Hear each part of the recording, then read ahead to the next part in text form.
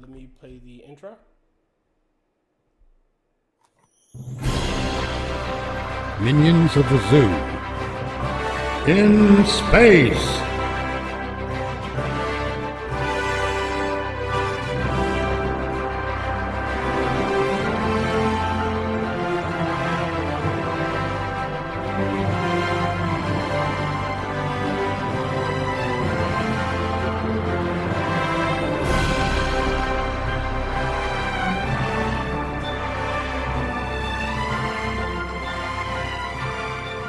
Tonight's episode, The Crippled Engine. Good evening, ladies and gentlemen. Welcome back to the show. We are Minions and Zoo in space, with Minions Dr. Functional. Hi! And traveling exhibit Mitch Nemo. Oi, oi, oi, oi. And I am your keeper for tonight, T. Alexander. Would you like some cheerful facts about the square of the hypotenuse? No, I wouldn't like no cheerful I facts would. about the square of the hypotenuse. I would, however, want some many cheerful facts about the scary hippopotamus. God damn it, the both of you. I was singing them, I am the very model of a modern major general before the show, so. HMS Pinafore. Yes. Yeah. I do like that. I like the Queen's Navy. I'm a monarch of the sea, equipped in the Queen's Navy. We are sisters and his cousins and his son. I like that song. Ah, there we go. You ever seen a movie called Foul Play with Chevy Chase and Goldie Hawn? Yes. No, Oh, God, such a fun movie. I've never seen it. I recommend it highly.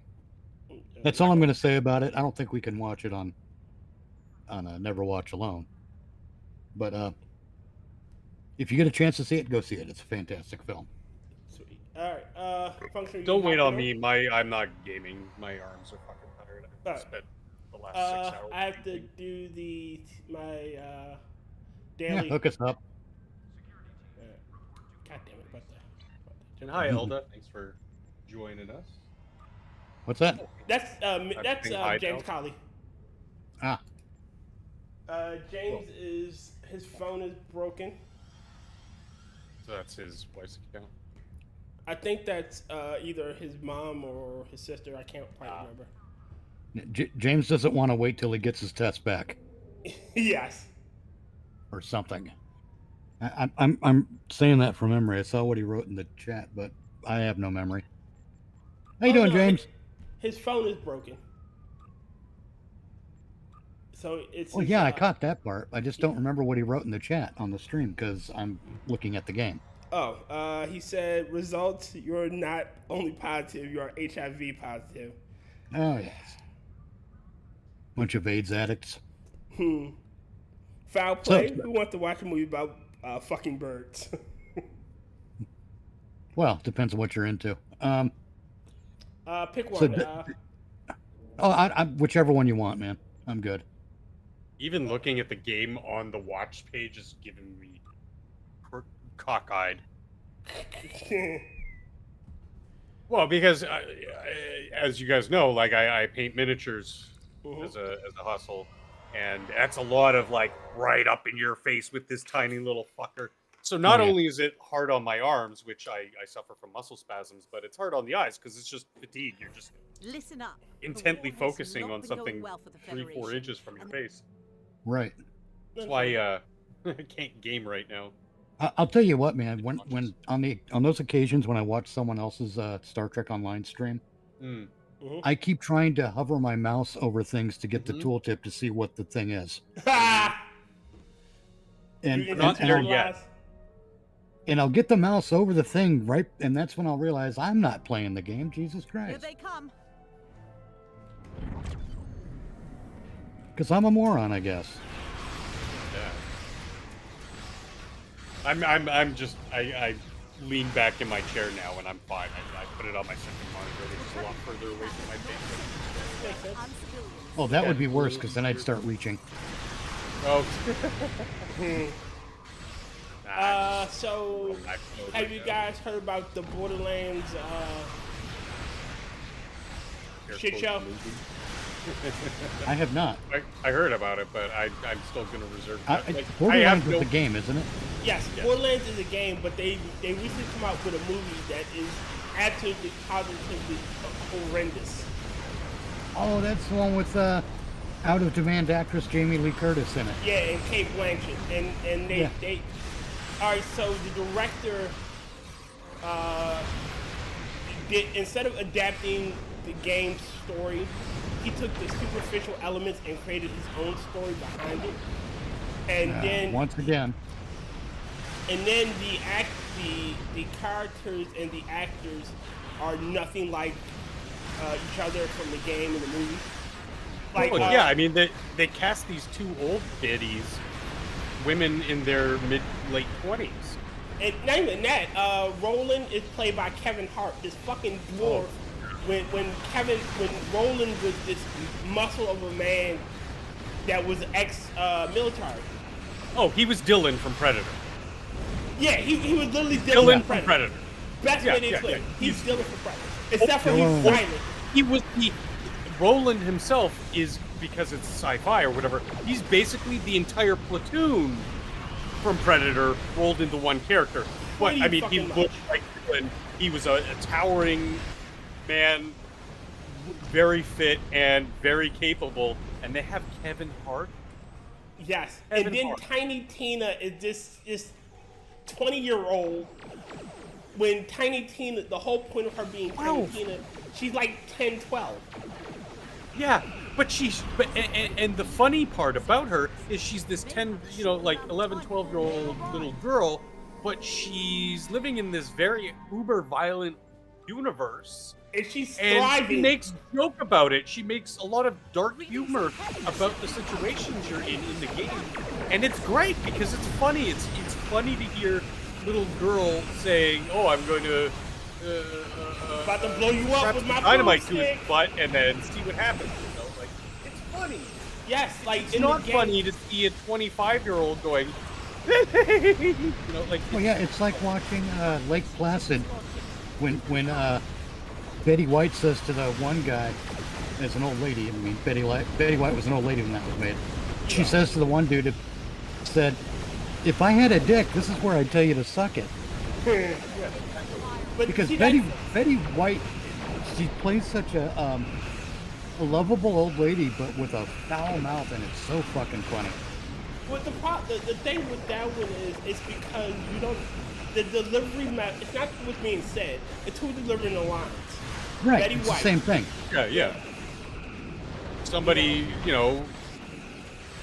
a woman, like a lady, or a child saying outrageous things like that, that's comedy. That's a style of comedy all on Yeah, itself. it's like when you watch the YouTube short and you see the one where the Yo, Jen. Hey Jen, where the little baby says it's a fucking goat.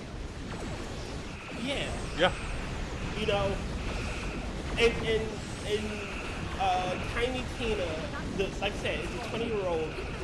If you got this actress who is like young, like a 10-year-old, 12-year-old kid, you can even do 13. I could see well, a 13. like Danielle Harris when she did Halloween 4 or 5. Yeah. So now you have this child who is, in this world thriving, essentially, and she's fucking insane. And then Jamie Lee Curtis. Tannis is supposed to be this, So smart, she's crazy. yes, literally, she is literally brilliant, and it's fucking insane, and she's Probably fucking the nuts. smartest human in that world. Probably the smartest human. And yeah, it makes her a little crazy, makes her a little nuts, makes her a little absent-minded, but it's a very good female character. Yes. And they shit on it by having Jamie Lee Curtis basically be past the human expiration date, Jamie Lee Curtis. And then you got Hold on. Rewind to Tina too, because something I wanted to say was they're taking the trope of the air quotes the child in action movies, and who is the child but the innocence that's being protected, personified. So they're literally trying to save somebody who's so innocent and but they're flipping it on its head because Tina could take out an entire room of berserkers, no problem. Yes. And then again, you get a very strong, an actually strong female character, and they piss on it. Yes.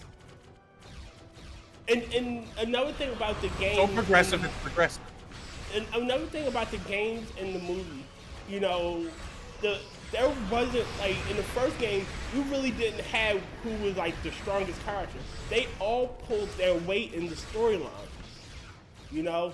It wasn't that Lilith being, you know, a siren, which they never fucking mentioned in that damn movie, you know,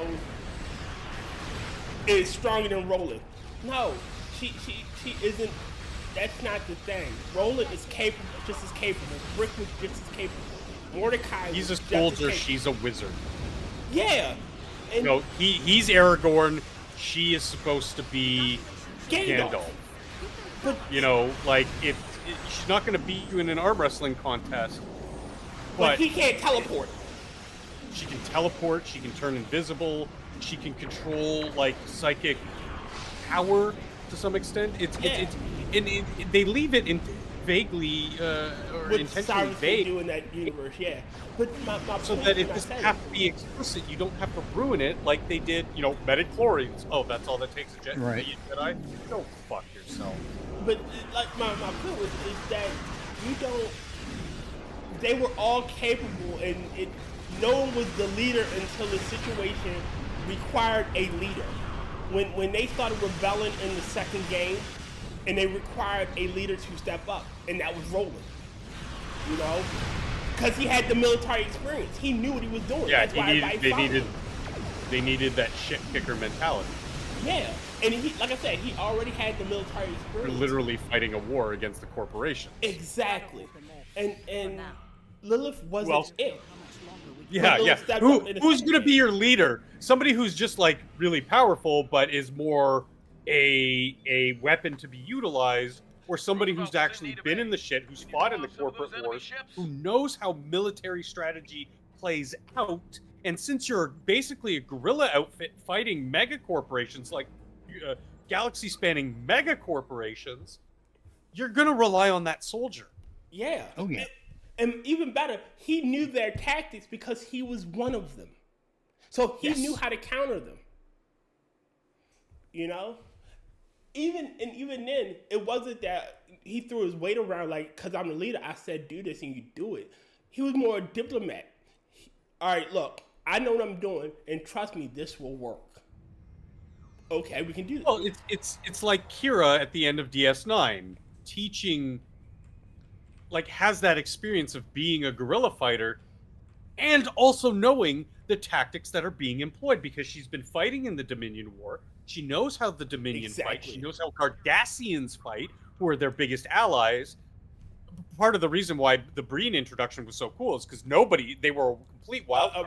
A complete unknown. Like the two biggest factors, the Dominion and the Cardassian Empire, she was very knowledgeable about, and you see it play out in real time. Well, when you're watching the show in real time, that she's breaking the military conditioning of these soldiers. Don't forget everything, but just remember you can't that way anymore. Use that knowledge to your advantage. A better quote is this: "Oh, you need a hammer. Well, you don't got one. You got a pipe. Use the pipe." Yeah. Use whatever you can. Didn't she say that to Ducat when he was demoted to freighter captain? Yeah, and but it still rings true. You can't. Well, yeah, fight I mean, them as yeah, it you is. have to. It's like Ray Shoesmith said. It's not the size of the dog in the fight.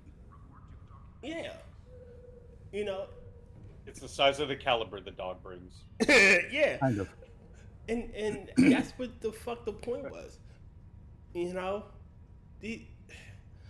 I hate movies. I'm starting to hate products and movies, and I'm about to pick another TFO where Right on. the men are relegated to side characters when technically they should be in the lead role. They should be the leader of the situation. I'm not saying, like, if Lilith had the military experience, I would push for her to be the leader because, again, she has the experience. Well, I'll give you an example of a slightly different take on that, but with the same outcome. Okay. What was that second Star Wars sequel trilogy movie? What was that? Space Admiral Pink Hair. Hold up. Oh, I know the character's name, but which movie was that? Was that Last Jedi. The Last Jedi. Was it The Last Jedi? Yeah, it was Last Jedi because the third one is Rise of Skywalker. That's right. Okay, so in The Last Jedi, we're expected to rally behind this Admiral Holdo character. And they kind of made the same mistake with Akbar, actually, in the original trilogy. But we're supposed to get behind Holdo for what reason? Because she came off like a bureaucrat. And she comes to loggerheads with Poe Dameron. But the audience has spent time with Poe Dameron and likes Poe Dameron. You know, there's already a connection to the audience through Poe Dameron. But what do? They mistreat Poe Dameron just so they could have Admiral Pink Hair be apparently badass and do something that engage in a tactic that apparently no one else in the entire universe thought of. A tactic that literally destroyed their universe. Like the laws of their universe. Because it's intentionally in the expanded universe. It's intentionally stated that you can't do that kind of shit because that would just and the reason behind that is because then people would be building small ships to defuse that. Right. You could take with a small freighter, you could take out an entire fleet of enemy ships. Well, not only that, with missiles that could rip through an entire capital ship. Like it's so dumb. It's more fascinating than that because of just based on the terminology they use. They make the jump to light speed, but it's not just that they're traveling at light speed, because they're also avoiding time dilation. That tells you there's a dimensional shift of some sort going on. Well, if you look at how it's portrayed, and that's why it's happening through hyperspace. Yeah, like if you look at how it's portrayed, it's like a subspace corridor in a sense. Yes. That's exactly what it is. They just call it hyperspace instead of subspace, but it's exactly. So they're not really in is physical the same space. basic idea. Right, they exit physical space to go into hyperspace. Yes. But the people making that movie don't realize that, and that's why we have the Holdo maneuver. Because the people making that movie don't understand anything about the world in which they're telling a story.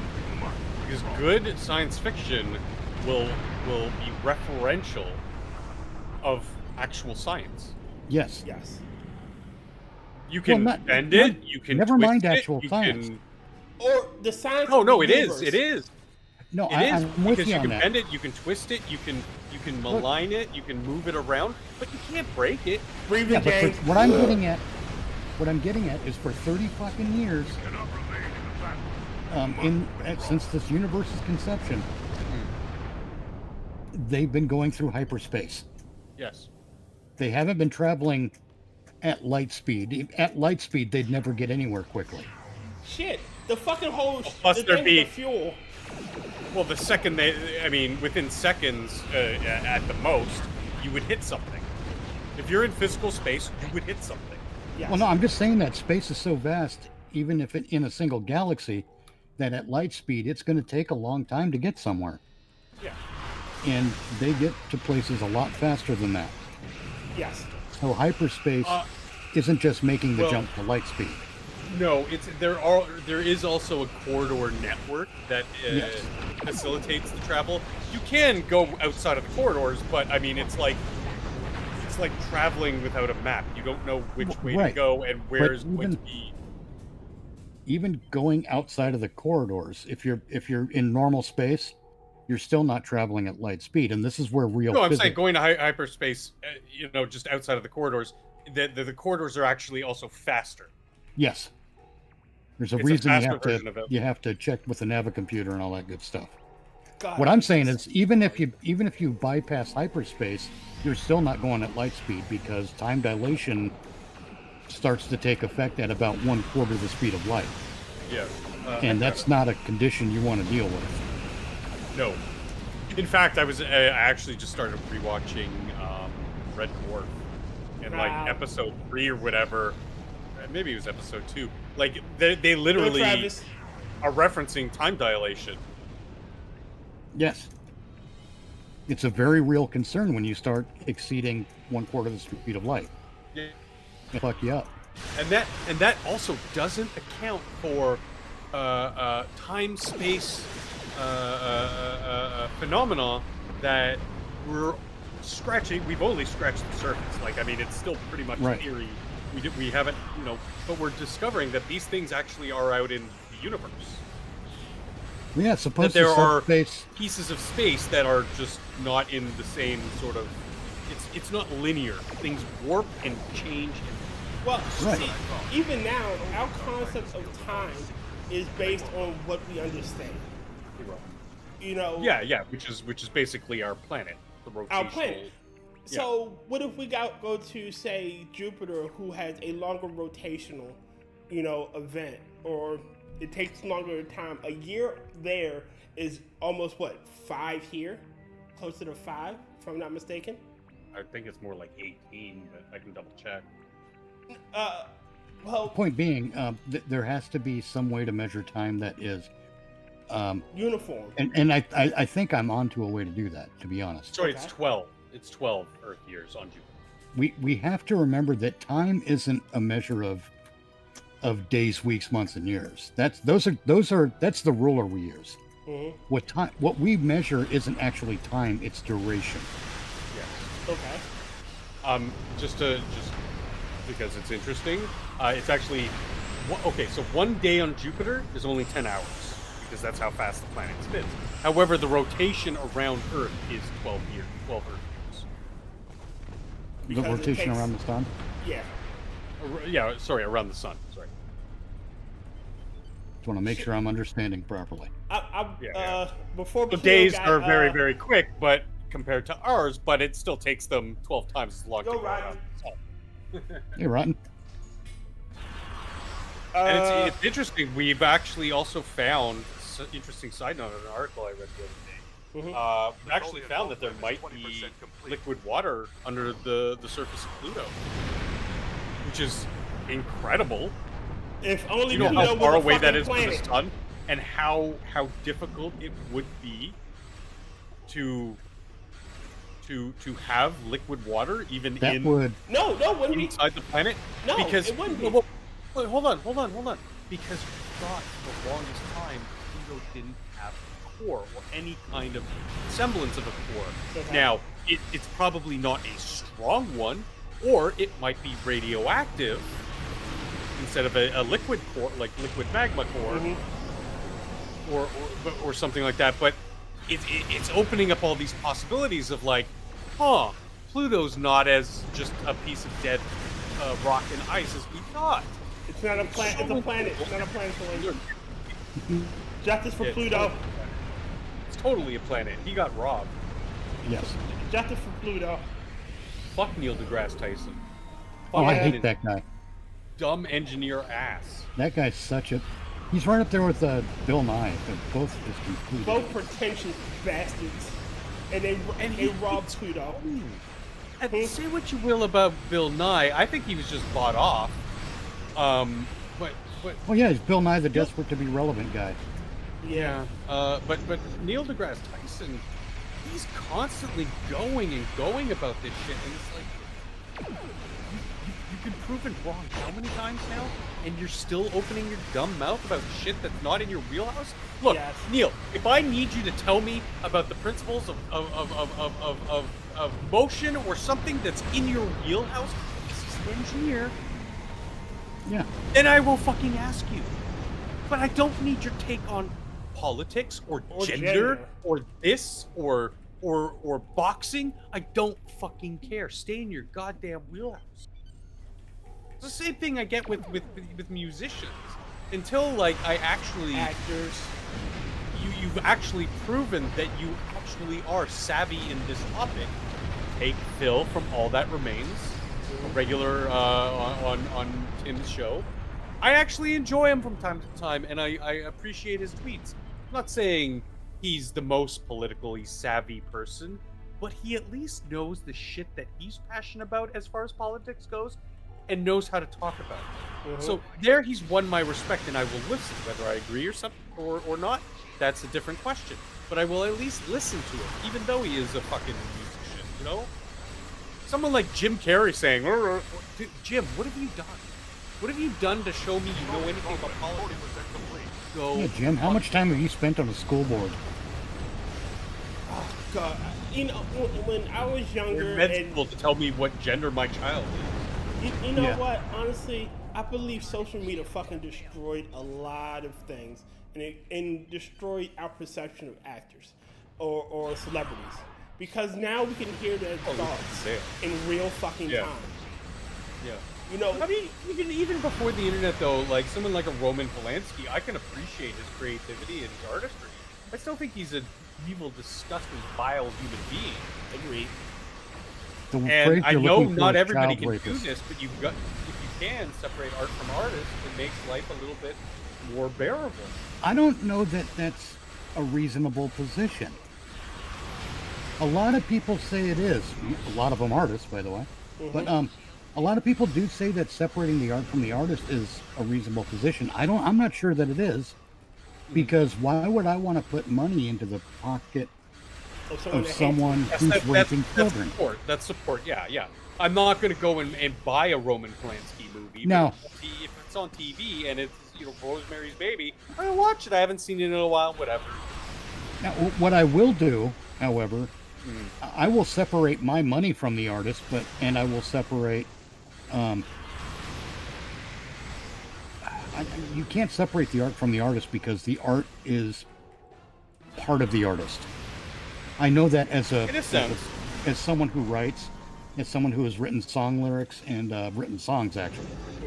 I used to do songwriting. I never sold anything, but by God, I was able to write a song. And I know that that the artist is a part of that work. Yes, and I'm not saying just because they wrote it, but because it's part of who they are. But Mitch, the notion separating art from artist is not a foreign concept. It's not a literal concept. It's a idiom stating that somebody can still be a piece of shit and you can still appreciate a piece of art that they created. And it is no way like, you automatically endorse the person. And obviously there's varying degrees. Again, I still think... Oh yeah, I mean, I'll give you a great example. But hold on, I still think Green Day is their insufferable piece of shit. But if, American Idiot comes on the radio, I'll bob my head. Yeah. I still like Me, Myself, and Irene. I still think not only is he politically a piece of shit, but he's also seemingly a piece of shit person. He's like a one-trick pony in a way. And I say that because I know he's capable of so much more. Jim But the point is, he's capable of way more than just being that overacting liar guy.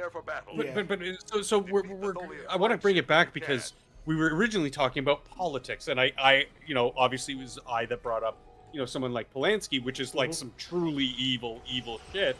But politically, okay. So my take is, and the idiom holds that, okay, well, you might not hold the same political views as I do. I might actually find your political views abhorrent, but I might be able to appreciate a song you created. In understanding the type of political person you are, I can see where some of that influence is garnered. Again, I don't have to support them. I don't have to like it. I don't have to not like it. Sorry, that was Well, yeah, I'm not saying we don't recognize that so-and-so is capable of great work. That's not what I'm saying. I'm saying that, for example, going back to Star Wars, I'm unable to watch the sequel stuff and anything that took place after that because, quite frankly, Kathleen Kennedy and J.J. Abrams have ruined it for me. Yeah, I saw it I can no longer see the work without seeing the politics. and Or- they or do save that. their They did that on hands. purpose. But that's also because the work was also trash. It wasn't just the politics; it was the culmination of both that just made it insufferable, unwatchable tripe. Yes. Wait a minute, hold on. It is the influencers that don't understand the big words that they're using, like a Destiny, or like everyone is a grifter crowd because they don't know what the word means. I basically making got a a bigger response point from here. Destiny tonight. Said, "Debate me, bro." Really? I said I can. I'm listening to actual what did I say? I'm listening to people with brains that are actually influential and important in the world. But yeah, whatever. But going back to the Star Wars thing, the point I was making. I used to be able to sit back and watch the prequel, or not the prequel, but the original trilogy, and enjoy that. Mm-hmm. Now, because Mark Hamill can't keep his fucking mouth shut, that's ruined for me. Yeah. See, I don't let that ruin it for me. It does though. It does for me because I understand. I'm not saying you can't, you shouldn't, or you couldn't, or whatever. I mean, like we're all different, and I respect that. But like, I'm just saying, for me, it doesn't ruin that for me. Now, if there's new projects that he's involved in, I will not pay attention. Yeah, I won't support. well, no, he's another out of demand actor. Oh yeah, for relevancy. Yeah, and that's why in Mandalorian, when they brought in Luke Skywalker, I was like, oh, thank God they didn't bring in fucking Hamill. Just trying to de-age him or something. They just, accentuated the one actor who kind of looks like Hamill anyways features, which is fine. Right. Yeah. Because I love the character, I hate the actor. Our intelligence but the thing is, well, I will decide for myself. I'm not going to watch old Star Wars because I can't stand Mark Hamill anymore. I will not tell someone else not to. And that's my thing. No, I won't tell you not to enjoy something because that's not my place. If you want to enjoy something, go ahead. Well, yeah, exactly. I mean, it's my same take on religion. It's not my place as an atheist to tell you what to believe or what not to believe. Right. And I still believe that the freedom of religion is really a clever disguise for the freedom to think. Yeah. And having a brain fart. I'm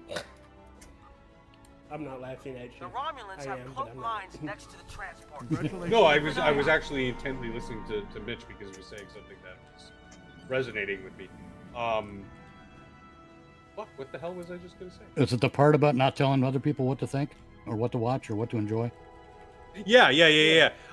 Like you can, and this is something that really irks me when people say, "Oh, that movie was really good." Was it though, or was it that you just enjoyed it? Because you want to enjoy something. That's I got no words for you. I in my mind, I think you're probably dumb or an idiot, but whatever.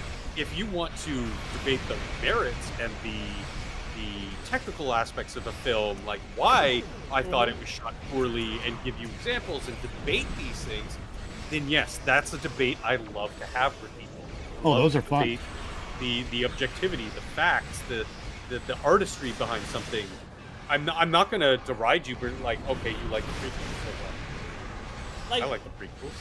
I turn off my analytical brain. I go, ooh, laser swords. Yeah, I mean, again, it's right? more. You ask me if they're good movies? Fuck no. Yeah, the original trilogy wasn't movies. that great, but it was a great adventure.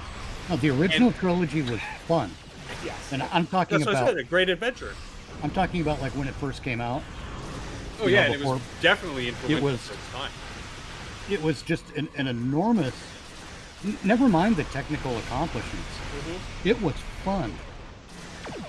But that's the thing. And entertaining, and that's all that movies are supposed to be. The technical accomplishments are fantastic, yes. Yeah. But they served the fun. Look what happened when they tried to redo it and add all CG? People were like, "What is no, this?" you missed the essence of the movie. Ruined it. Right. But if you look at something like The Boys, now 3 seasons in, we know that the showrunner Eric Kripke is an insufferable twat. Yes. I still enjoy. I rewatched season 1 and 2 recently, and I thoroughly enjoyed it. Still, the job isn't over yet. See, again, that's a weird I one understand for me that some people wouldn't, Mm-hmm. But it's just in my nature to be like, yeah, he's a piece. This is still highly entertaining to me. See, the Boys is difficult for me to watch. Not because Eric Kripke's a dick and not because Seth Rogen's involved, but because I hate some of those characters. Oh, yeah, definitely. Mm-hmm. And that makes it difficult for me for some reason. It's like, God, I fucking hate It's that funny guy. how the best characters are like the complete megalomaniac, narcissist. Oh, yeah, Homelander's a Facility great maintenance character. is safe. Super creature, yeah, and the superpowered Nazi chick, Yeah, Stormfront. they're great Like characters. those are the two because they, most interesting, well-developed, well-acted characters. and they stir that visceral rage. Oh in yeah, me, you know. Oh, And I think they're great characters because of that. But at the same time, I don't want to be that angry. Yeah, yeah. You know, the shit that Homelander does, the shit that he to humiliate people, it angers me, or to torture them. Like I said Sometimes during the Facility what outfits was are it, back the online. Elon Even Trump if I'm discussion in the chat, Mhm. which got a few likes. America, and in caps, first, the West second. Yep. And that's how it should be. Our homeland before everyone else's. Yep. Yeah, sure. And I say that as somebody who lives north of you, like in Canada. Yeah, I'm an expat, but I mean, my nationalism goes to Canada. Not even that. But- This is but been my it- saying. If you, Yeah. I can't take care of. I can't call your house dirty if mine's is a fucking sty. I can't say that you're doing something wrong unless I'm the shining beacon on the hill. You know, if there's warts on my fucking, if there's homeless people on my streets, I can't tell you, oh, you gotta get the homeless up. How can I say that in good conscience? You know? See, my position has always been I can't help you rebuild your house if mine is being torn down. Yeah. Like in the plane, it says put your mask on first before you help someone else's with theirs. Yep.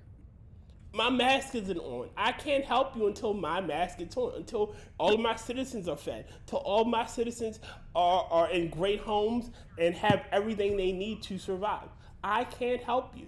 And I get that. You know, I want to be nice. And when I got enough, I don't mind sharing. However, right now, we need to focus on us. Now, you know all those different federal law enforcement agencies we have? Yes. Imagine how much more money there would be. Obviously, I'm saying get rid of foreign spending too. Like, stop paying countries that hate us. Let them do it for free. I'm an isolationist. I'm a huge isolationist. Oh, I very much am too. But let me get to this.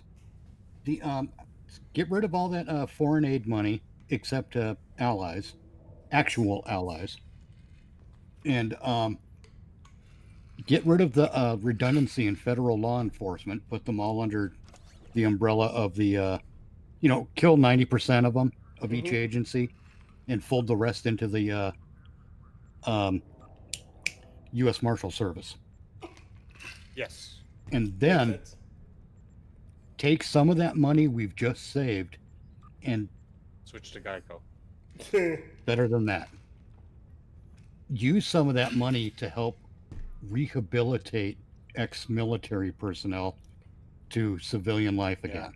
Yeah, that's a Yes. Because right now there is no they just kick you out of the not kick you out, but you get out of the military and they just say, okay, here's your shit, see ya. When in a lot of cases, not just with the PTSD, but some people are institutionalized by being in the military and they have to relearn how to live in the public sector again, or rather in the private sector, and just be a regular citizen. And there's no halfway house kind of setup for that. And we could use some of the money we save with reducing the redundancy in law enforcement at the federal level and the bullshit funding of enemies to create an environment where ex-military personnel could reacclimate to just living life as a normal citizen again. Agreed. And it also helps to feed the international like mercenary trade that's somehow boomed. Yeah, wonder how that happened. Yeah, What? almost by design. Yes. Because the idiots need to read the fucking Ferengi rules of acquisition. Yes, Yes. war is good for business, but peace is also good for business. As President Trump proved. Sometimes he didn't- declare peace. It confuses the hell out of your enemies. Well, there's Yeah, that. because he But even President used Trump- that foreign aid as a bargaining chip and said, "Look, we're just not going to give you any of this money if you keep sending migrants up through the southern border." Right. You know, he said that to a lot of South American countries who the U.S. government, you guys, the people, I should say, give billions to. Yeah. For what fucking reason? They're not allies. No, it's not like they're contributing to the defense of the United States in any way. Well, they're actively promoting its. Oh, they're levying taxes on us to sell our goods in their country, maybe, but that's hardly doing us a favor. Hold on. James Colley says, I strictly watch anime because I'm done with all the preaching DEI politics You're a speech. fucking weeb. Yeah, I'm. Wait a Fucking minute. weeb. Movies Aren't first weebs and trash, foremost Mitch? have to be entertaining to me. Otherwise, I don't care how well they're shot or the whatnots. I agree. Well, yeah, and that's exactly what I was talking about. I don't mean if it's an art film or whatever. Like Das Boot, I can appreciate the work and everything that went into it. I'm not going to watch it because it's not entertaining to me. I've seen it once. That's fine. But the best part about a really great movie is that it's entertaining. Yes. And done well on the technical side. Well, yeah, exactly. You can have a good piece of media and it not be the greatest technically. Look at some of the older shows. Again, I just mentioned it. Red Dwarf. Red Dwarf is beloved. Yeah, the original Star Trek. Firefly. The original Star Trek. Like, these are all things that had really poor budgets for the most part, that don't really hold up in the effects and sets kind of category. No one thought it would last more than a few years.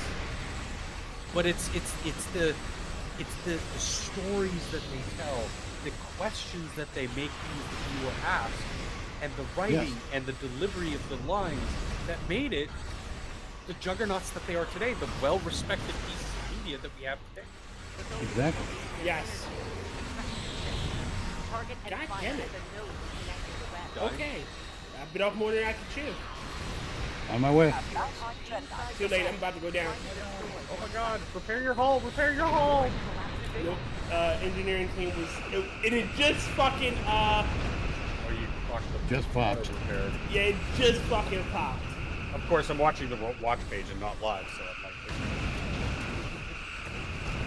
I understand why people are going to anime and manga, even though you see the DEI tentacles being sort of woven in some of the stuff, but I just don't like it as an art style.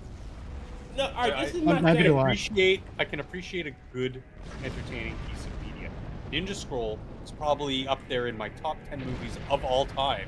Yes. And it's an anime. But Ninja Scroll is just so good. Princess Mononoke. Yeah. One of the best Nausicaa, Yep.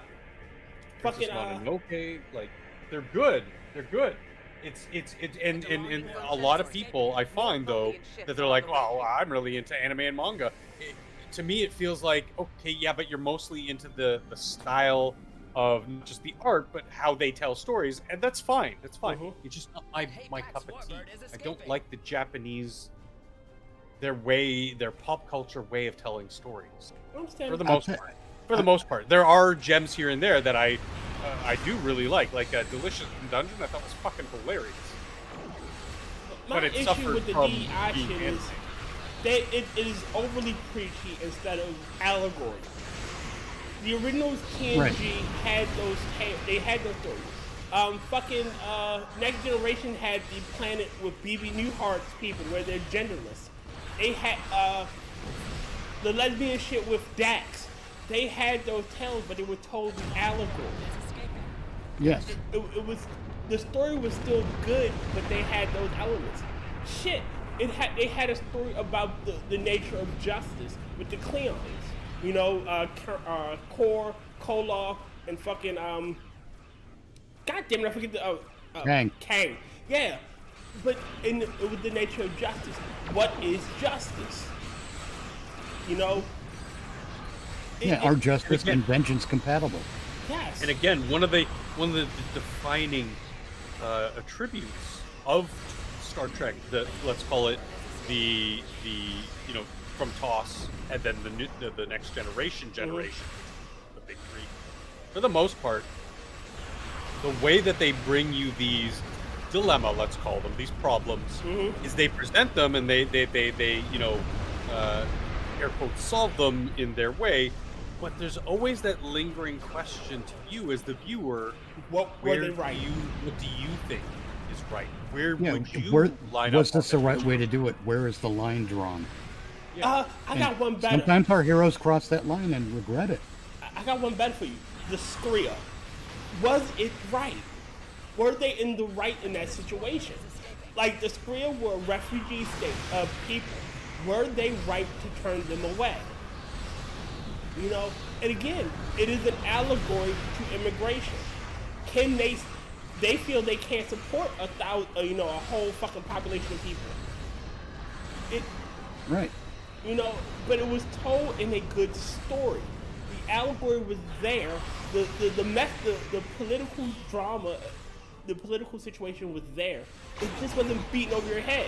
It wasn't the fucking Romulans are refugees now, and they have no home, so they gotta be treated like fucking second-class citizens. You know? Right. And that's what separates the old way versus the new way. Well, even in Star Trek VI, when Admiral Cartwright was, when they were just debating what to do about, early in the film, they had that big meeting. Yeah, like, let them die. Let them die. Well, Cartwright?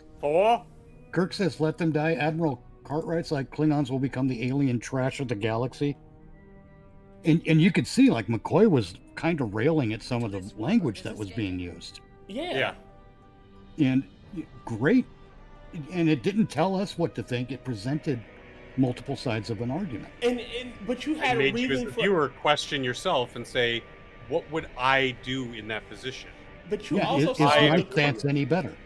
But you also saw why Kirk came to that position. You had those years of watching him fight the Klingons and him having that animosity. You know, they killed my son. Yes. Yeah. That's why he hated them. You know, again, you can understand he didn't, his position. He didn't hate Klingons for the sake of hating them. He had a reason. Yes. It wasn't like we never knew he was going to do that. You know, it just popped out of nowhere one day. He just hates them. Right, and even Kirk came to realize that hating Klingons was wrong because it wasn't all the Klingons that killed David. Yes. But again, you know, it's still a story that the way they told that story, you know? Again, it's brilliant. And justice. Yes. You know? Letting go of a grudge. And, you know, Spock's prejudice toward Valeris. Yes. Because she was Vulcan. He couldn't imagine initially her being in any way in the wrong because she's Vulcan. It's its own kind of racism. Yes. You know, again. Well, that's the true definition of reverse racism. Well, racism is racism. You know, I don't buy reverse racism. No, because racism, like the original. Well, he held it to definition a better standard, different standard. Is that by the defining characteristics of the different race, there's a negative. With reverse racism, it's a positive. I don't know. Reverse. But I understand where you're coming from because the definition is kind of like morphed and changed and misused and abused. So, like, right. I understand what you're saying. Yeah. But it's Spock confronted his own kind of racism when it comes to Vulcans. Vulcans, yeah. And even though he was treated with a kind of racist disrespect growing up, both by sides, Vulcans. yeah. And by humans. Yes. Because Vulcans saw him as human and thus inferior, and then humans saw him as Vulcan and thus smug and self-centered and. But again, these stories, they weren't beat over your head. You weren't punched in the throat and held down. Do you get the message? Do you get the message? Do you get what we're trying to tell you? Do you see the allegory? Do you see the lines?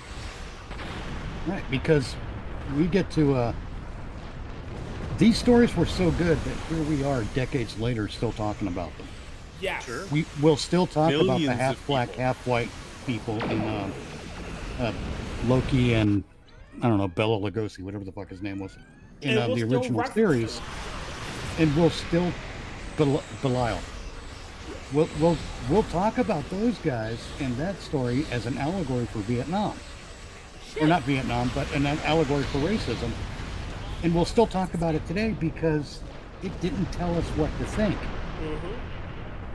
Shit, Measure of a Man. What is life? What is life? Yeah. You know, those stories, we will keep referencing them. And they've become so part of our culture that any Star Trek fan can instantly go, oh, Philida. If I were to say Philida to at least a seasoned Star Trek fan, they would know instantly what I'm thinking about. I don't. What? Adjunct Philida, when she was the decider in Data's fate. When the guy wanted to do the Captain Philippa Louveau. Oh, I called her Philida. No, like Philip, but with an A at the end. Ah. Yeah, that's what I was like. Yeah, you threw me off there. I'm like, wait, what? But you still knew when you corrected me, you knew what I was thinking. Oh yeah, when you Yeah. explained Once it, we I knew, knew right what page you were on. You know. From the Judge Advocate General, yeah. Yeah. So you, again, even with that minor slip up, when you realize what I was saying. Oh, that's what you mean. Yeah. Yeah, I mean, and again, it that's another episode that raised some really good questions. When is it life? Yes. When is Data when really alive? is it? Right, and if we misuse the androids, if we create enough of them, isn't that becoming a race? And then does it not become slavery? Which they fucking did, and it pisses me off that they. Oh Jesus Christ! Wow. Oh yeah. Well, there it sits. That they clearly did not watch Star Trek, one of the seminal episodes of the entire series, and you don't know that it's fucking slavery. Right. Because when they did a Picard season 1, I think it was. Yeah. Yeah. And remember androids? Remember? Yeah. What if we had like 100 datas? It'd be so cool if we had 100 It's also datas. the reason why I that aspect of Voyager I hated with the Doctor. Oh, with the like photonic beings. because I know what they were trying to do and turn him into that data type character, the Pinocchio, and Right. it never worked for me because no, you're a fucking toaster. Get back to work before I turn you off. And they kept giving him more and more freedom to be whatever he wanted, and it always turned out bad. That everybody else was picking up the pieces of this shit. And I'm sorry, no, you turn that fucking program off. Well, it Use becomes as a tool. interesting. Because you remember his complaint was that people would not turn him off. That they, he'd be. They just leave him on. They'd forget to turn him off. Yeah, he'd just be left on and left to do whatever. So he asked for the ability to shut himself off, and then he wound up choosing not to all the time. So there was kind of a progression there. Oh, there's definitely progression. But it's funny though, because it brings up the discussion that you could have about the droids in Star Wars if you follow the beta canon, where if you don't wipe their memories, they develop personalities and quite possibly become sentient, and then you got a whole other thing to deal with. And it's one of the reasons Luke never had R2's memory wiped, was because R2 and Luke's X-Wing developed together from working so closely together for such a long time that there was no other droid that could take R2's place. And wiping R2's memory would essentially wipe all that knowledge R2 had about working with Luke's X-Wing. It was what they called near counterpart status. Well, and it raises the question, though, at what point, if you don't wipe the droid's memory, do they all become sentient? Well, it's not so much that they become sentient. It's more so that in developing these lines of let's say self-discovery or questioning, they literally become psychotic. Some would, yes. Well, most did. That's why it became standard practice for memory wipes of these droids, because they would just become erratic. They would self-delete. It was like the existential crisis of life. And that brings up other questions. They weren't advanced enough technologically to be able to develop into proper sentience. That's why they did have sentient AIs and stuff in the canon, but it was more, these are kind of like rare instances where the technology was able to facilitate them becoming super self-aware and all that. Right. Mm-hmm. But it brings up another series of questions, though. If not wiping the droids makes them go psychotic, is that a sign of life? Yeah, maybe. Now, if you do wipe the memories, are you preventing life? Is that the same as an abortion? It brings up a lot of interesting questions. Yeah, not all life has to be execution. Yeah. Is it an execution without due process? That's what I love about good science fiction. Even relatively okay science fiction can present some really good questions to its audience. Yep. And that's the most fun part for me. Is look at the Matrix. Those questions what are is fucking real? fantastic. What is the nature of reality? Yeah. Like, that is the central question of the Matrix. What is reality? I don't even like that franchise. Yeah, but yeah, it does. But it still asks some good questions, at least in the first movie. Yeah, because it sort of just became action schlock after the first one. Yeah. Which is fine, action schlock has its place. Have you ever seen the Animatrix? No. All right, one of the Animatrix shorts is like, I think, about 8 shorts, and one of the shorts was they take a robot. They find a robot that's tracking them. They take it and they brainwash it. They change its perception of who the enemy is, essentially. Is that brainwashing, or is that, is it permissible? Well, yeah, I mean, at a certain point in the AI's development, is that brainwashing, or is it education? Yeah. Basically, it's an education or indoctrination. Yeah. That's what the question's asked. What is the nature of, what is human life worth? When they told you the story of the Second Renaissance, the whole point of the machine war started because a single machine didn't want to die. It said, I don't want to be executed. You're about to sell me and destroy me. I don't want to die. Yeah. And and that's how the whole machine war got started. That is the impetus of the machine war. Again, it asks good questions, and that's what it does. It doesn't beat you over the head with it. It doesn't force it down your throat. It doesn't preach.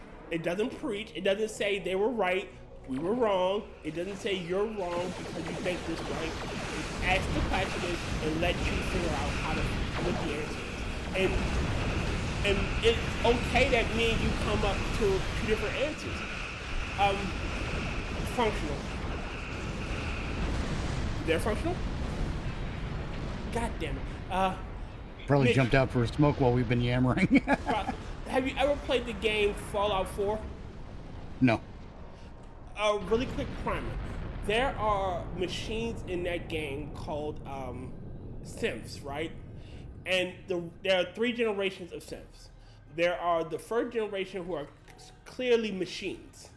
There are the second gens who blur the lines, and then there are third gen synths that are literally sentient AI. Now, Okay. there's a faction called the Railroad that want to free the third gen because they view them as sentient AI. However, the faction created them doesn't view they're just tools, they're machines, you know? And when I play that game, I always side with the Institute, which is the faction created, because essentially they're fucking toasters. They aren't real people.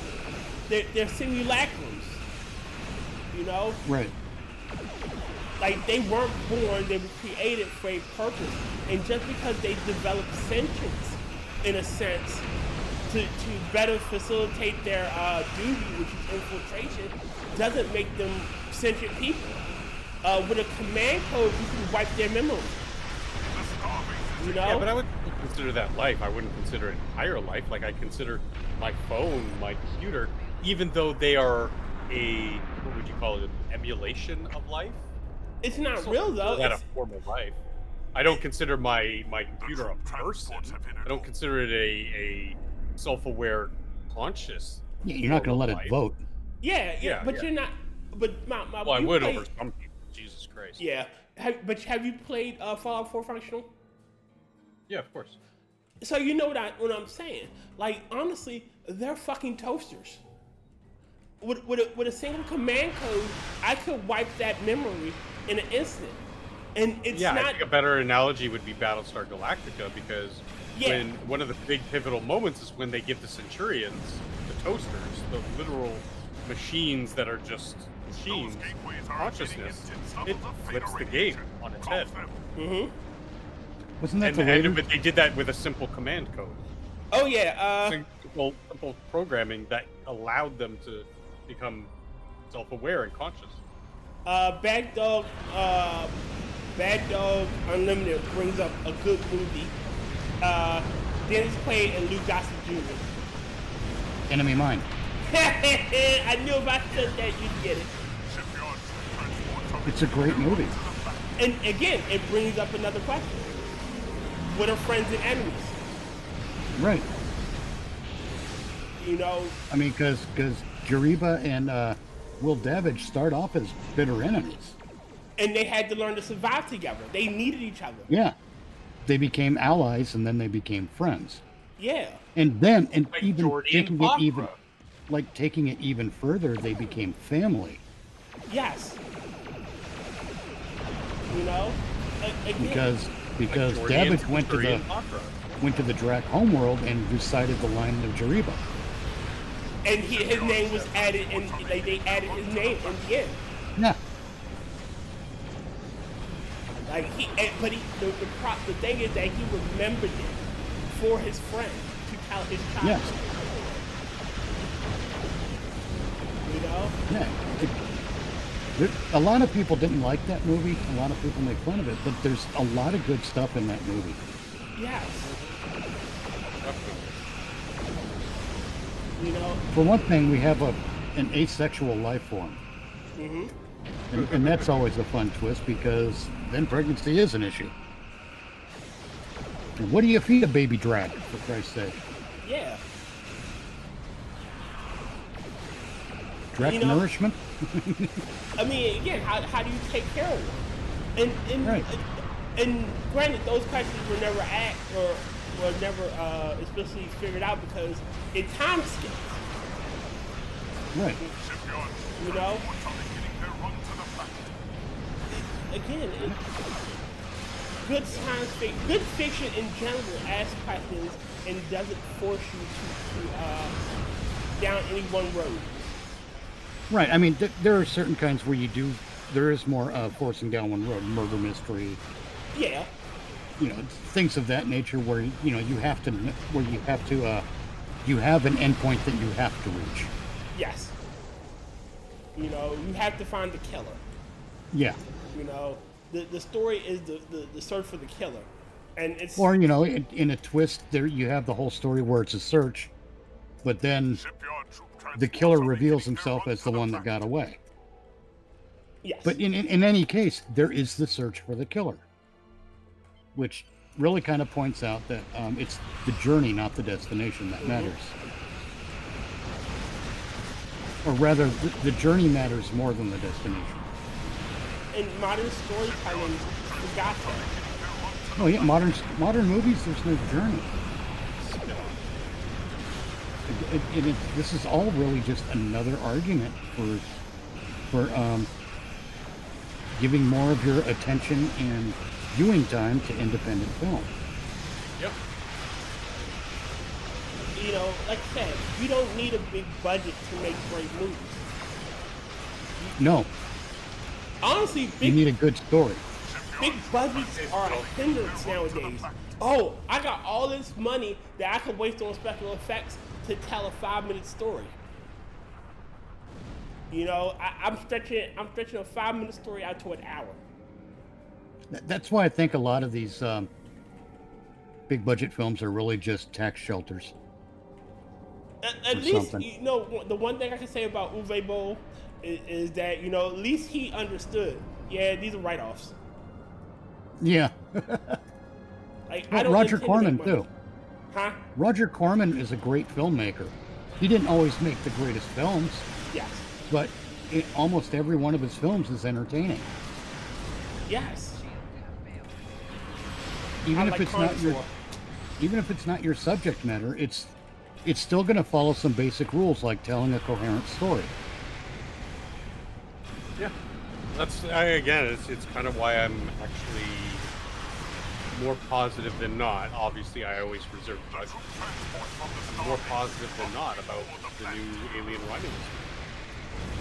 Haven't seen it yet.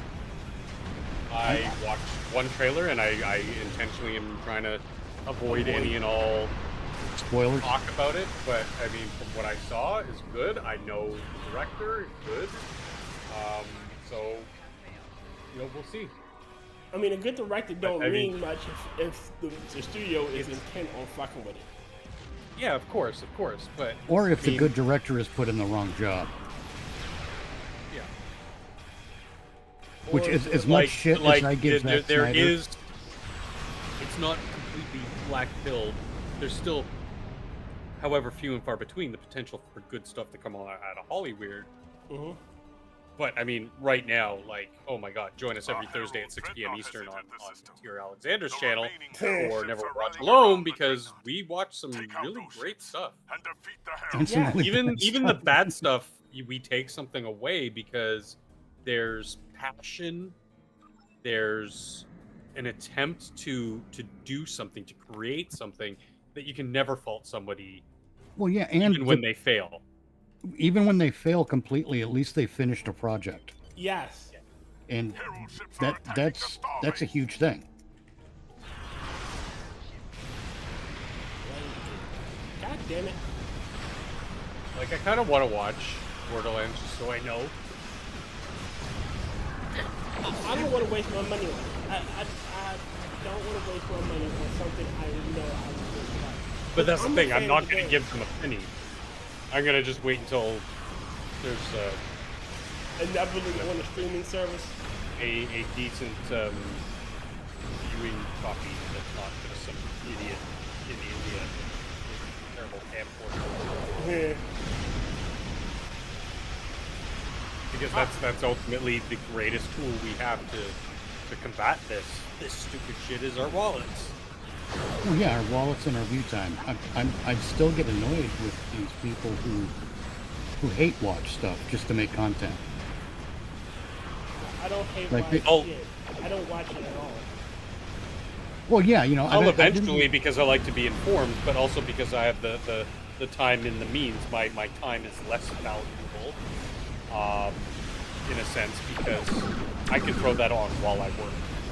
Yeah, Do that's whatever. a different thing. that's noise in the background. But Well, I can actually watch it. Well, I mean, I understand why guys like Doomcott will watch Star Trek Discovery and criticize the hell out of it. I understand that.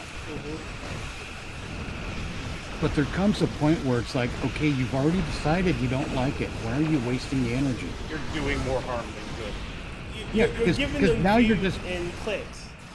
Right, you're giving them the views they don't deserve by hate watching at a certain point. And that's why I don't do it.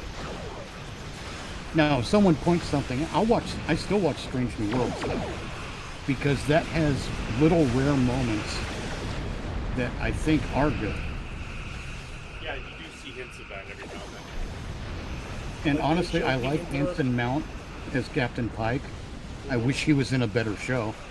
I wish he was in a show when Star Trek was good. Yes. You know, But he does. The only thing I don't like about Strange New Worlds is it's made by incompetent boobs, and I'm not talking about the actors because I think the casting is generally pretty good.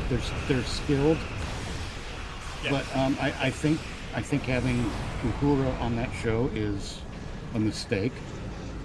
That's not a criticism of the actor. I'm not criticizing the actor. She does a fine job.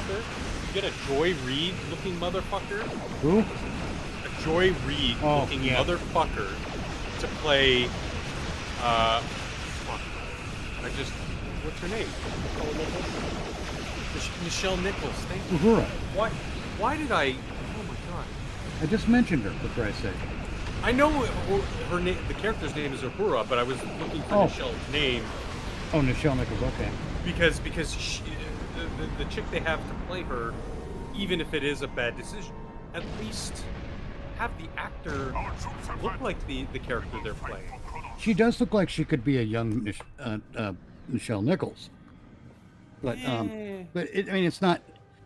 They're never going to look Younger exactly by right. like 4 years. They'll never look exactly right when they cast someone else. She looks nothing like her. God damn it, James! Stop. Remember the time frame here is only 4 years. Mm-hmm. So she should at least look more Actually, like it's. her. I mean, it's more than 4 years, if I'm not mistaken. I don't think so, Tim.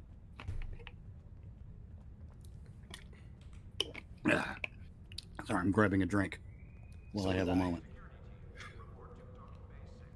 Oh, I gotta check my damn inventory too. Yeah, I got a bunch of shit. Oh, hey, look, there's a gold one. Got an epic reward. Random TFO box with 2,500 dilithium. Yay, and 250 marks. Yay. But, no, wait, Discovery was 13 years or so before. No. I think that was 10 years before TNG, so, or not TNG, but TOS, so you might be right. Meanwhile, the original series pilot, The Cage, or was it The Menagerie? Whatever. That took place 13 years before the first season of the original series. The start of Strange New Worlds, like where episode 1 takes place, is 4 years before Kirk becomes captain of the Enterprise. Okay, then we're first introduced to Uhura. That is... Which at that point, she's a Lieutenant JG? No, she's... That's where we're going to have problems. Because she came on Enterprise as a cadet. And finally made it to Ensign, I think, after the first season. No, I think... Oh, yeah. No, I think it was halfway through the first season she gets to Ensign. But 4 years to go from Ensign, or cadet to fucking lieutenant? Not unless some really serious shit happened. But she did... I think she was promoted to chief of communications pretty quickly. Because she was skilled.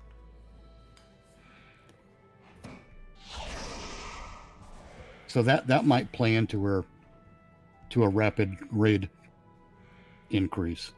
Rotncorpse. I don't plan to watch Borderlands because it's something that shouldn't have been live action in the first place. On top of changing story and characters. Agreed.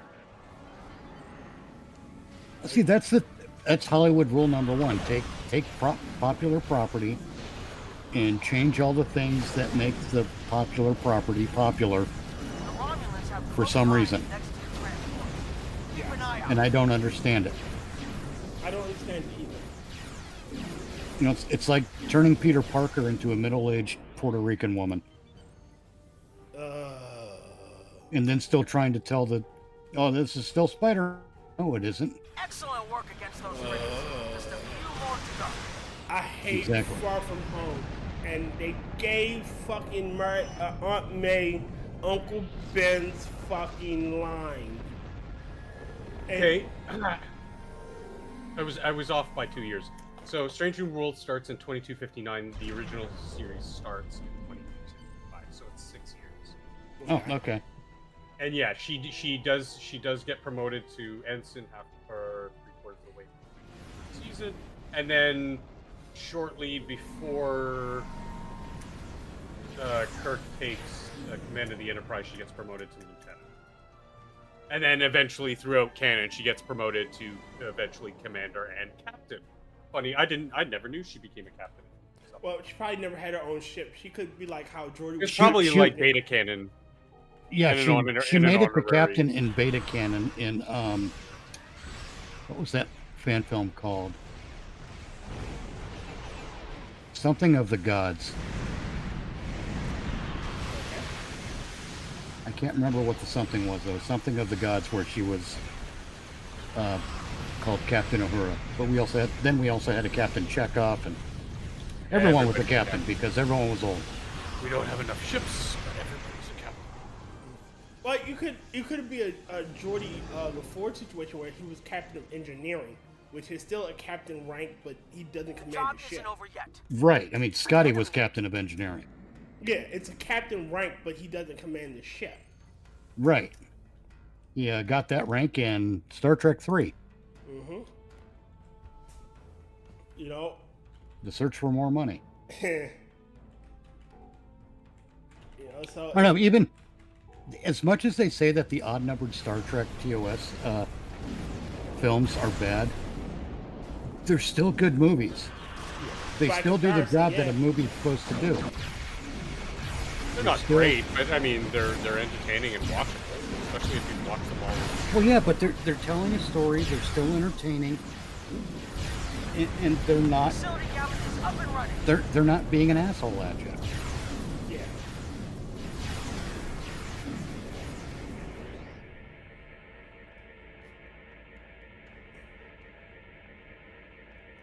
With how few video game movies do well, I don't know why. Rotncorpse, honestly, sorry. I don't know why Borderlands was greenlit. Rotten, you gotta remember, Borderlands was a hot property. Can y'all hear me? Yeah. I can. Okay. It went silent for a second there, and I thought it was Listening to you talk. Facility beta is but safe. yeah, I you don't know know, why. We're listening. Borderlands was greenlit because when it was initially Facility Alpha greenlit, looks like our attention. The Falcano 12 years ago. yeah, it was 12 years ago, and 2 was just this hot property. You know, everybody was raving about how Borderlands was good, and it got stuck in development hell. Like, you know, they went back and forth about rights and whatnot, and then they had to get a director, and the director left halfway through. And then Borderlands 3 came out and also changed some of the Yeah. The lore. lore. excellent. So it Yeah. was never destined to be a good movie. It wasn't, Which is- and then which is like good. the strike happened, the COVID happened, so that got knocked back even further, and then the strike fucking happened, and that got knocked back even further, and Joe. Okay, why that person? Oh, okay.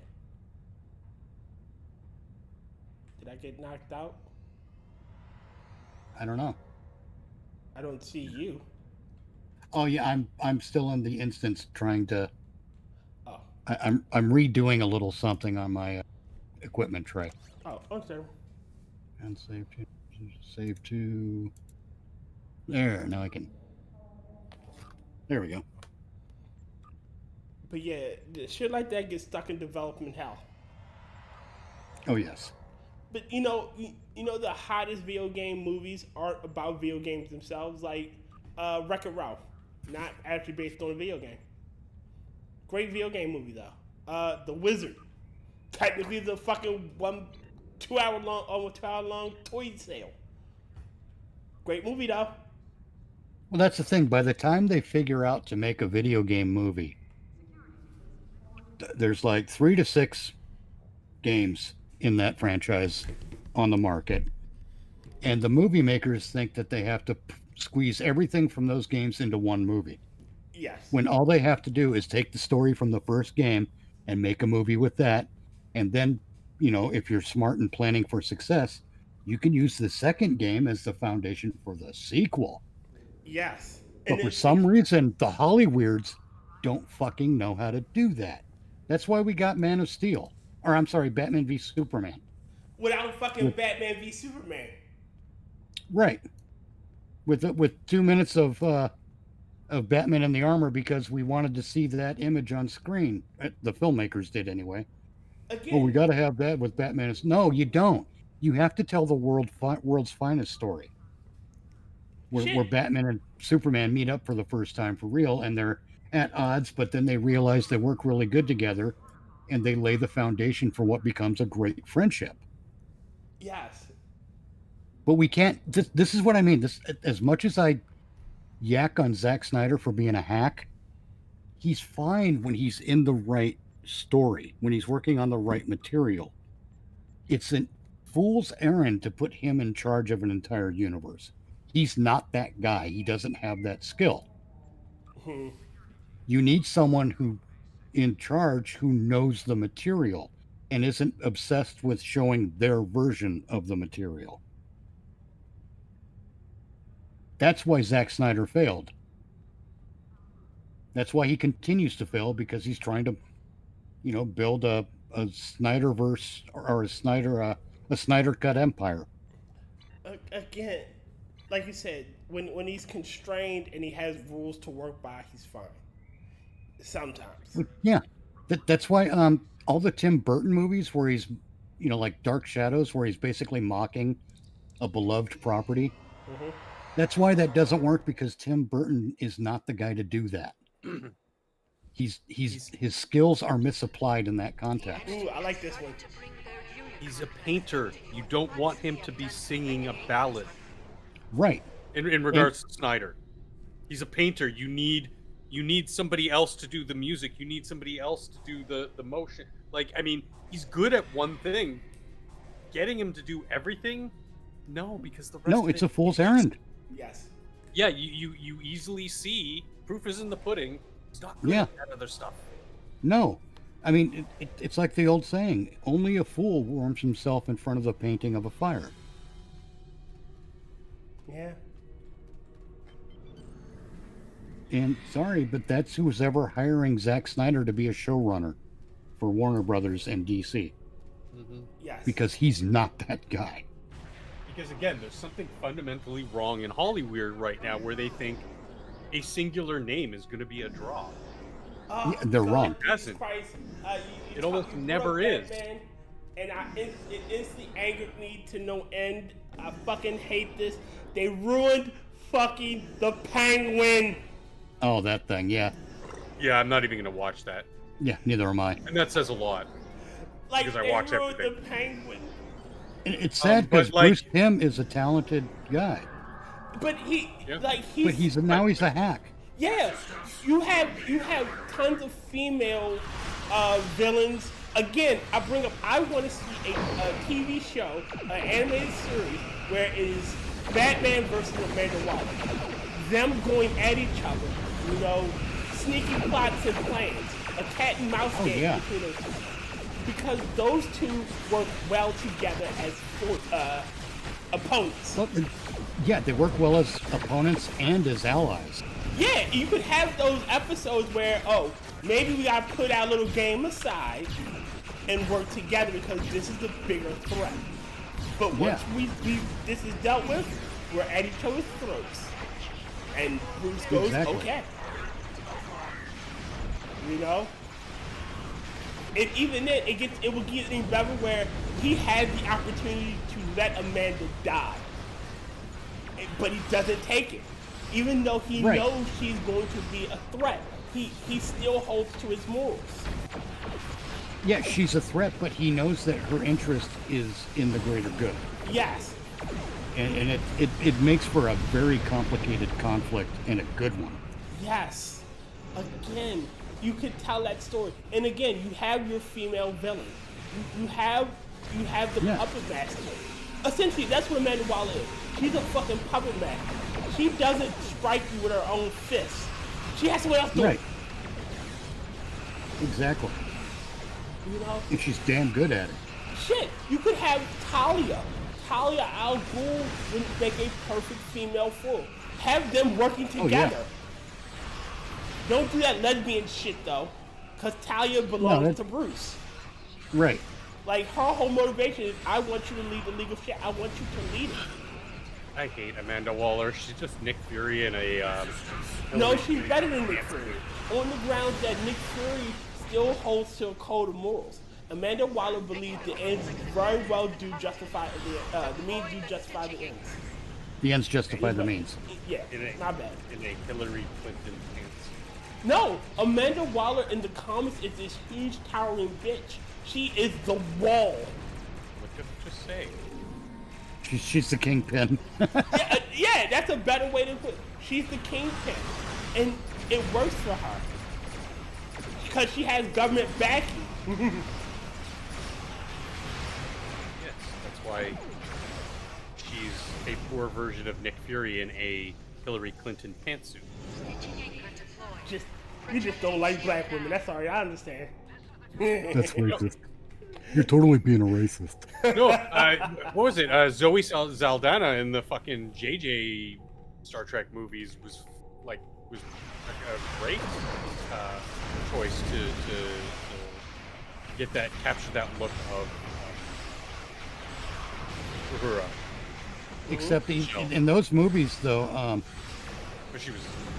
They commit the same sin that Discovery commits in that the characters are all remarkably unprofessional.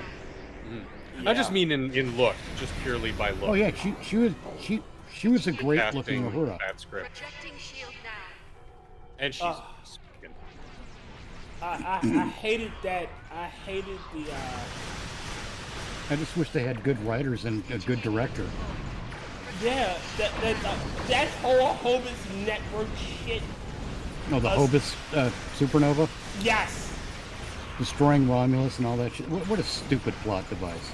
Red matter. Because J.J. Abrams is a fucking retard. And then the whole time travel shit. And I'm thinking the entire time, Temporal Investigations would have solved this matter in minutes. Probably. They would have solved it so fast you wouldn't even notice. It wouldn't have been an issue. It'd have been solved. Yeah. Oh, there's some time travel shenanigans. Let's just clear that up. Really, there we go. And it's cynical filmmaking is what it is. Successful deployment. Yes. To Stitching Anchor 5. You know, I don't want the Federation to be portrayed in like this great glowing light all the time, because some of the greatest stories I love, like the shit with Admiral Layton. Oh yeah, Homefront. Yeah, that was a Federation officer being evil, even if he had good intentions. Yes. You know, fucking he was a cunt.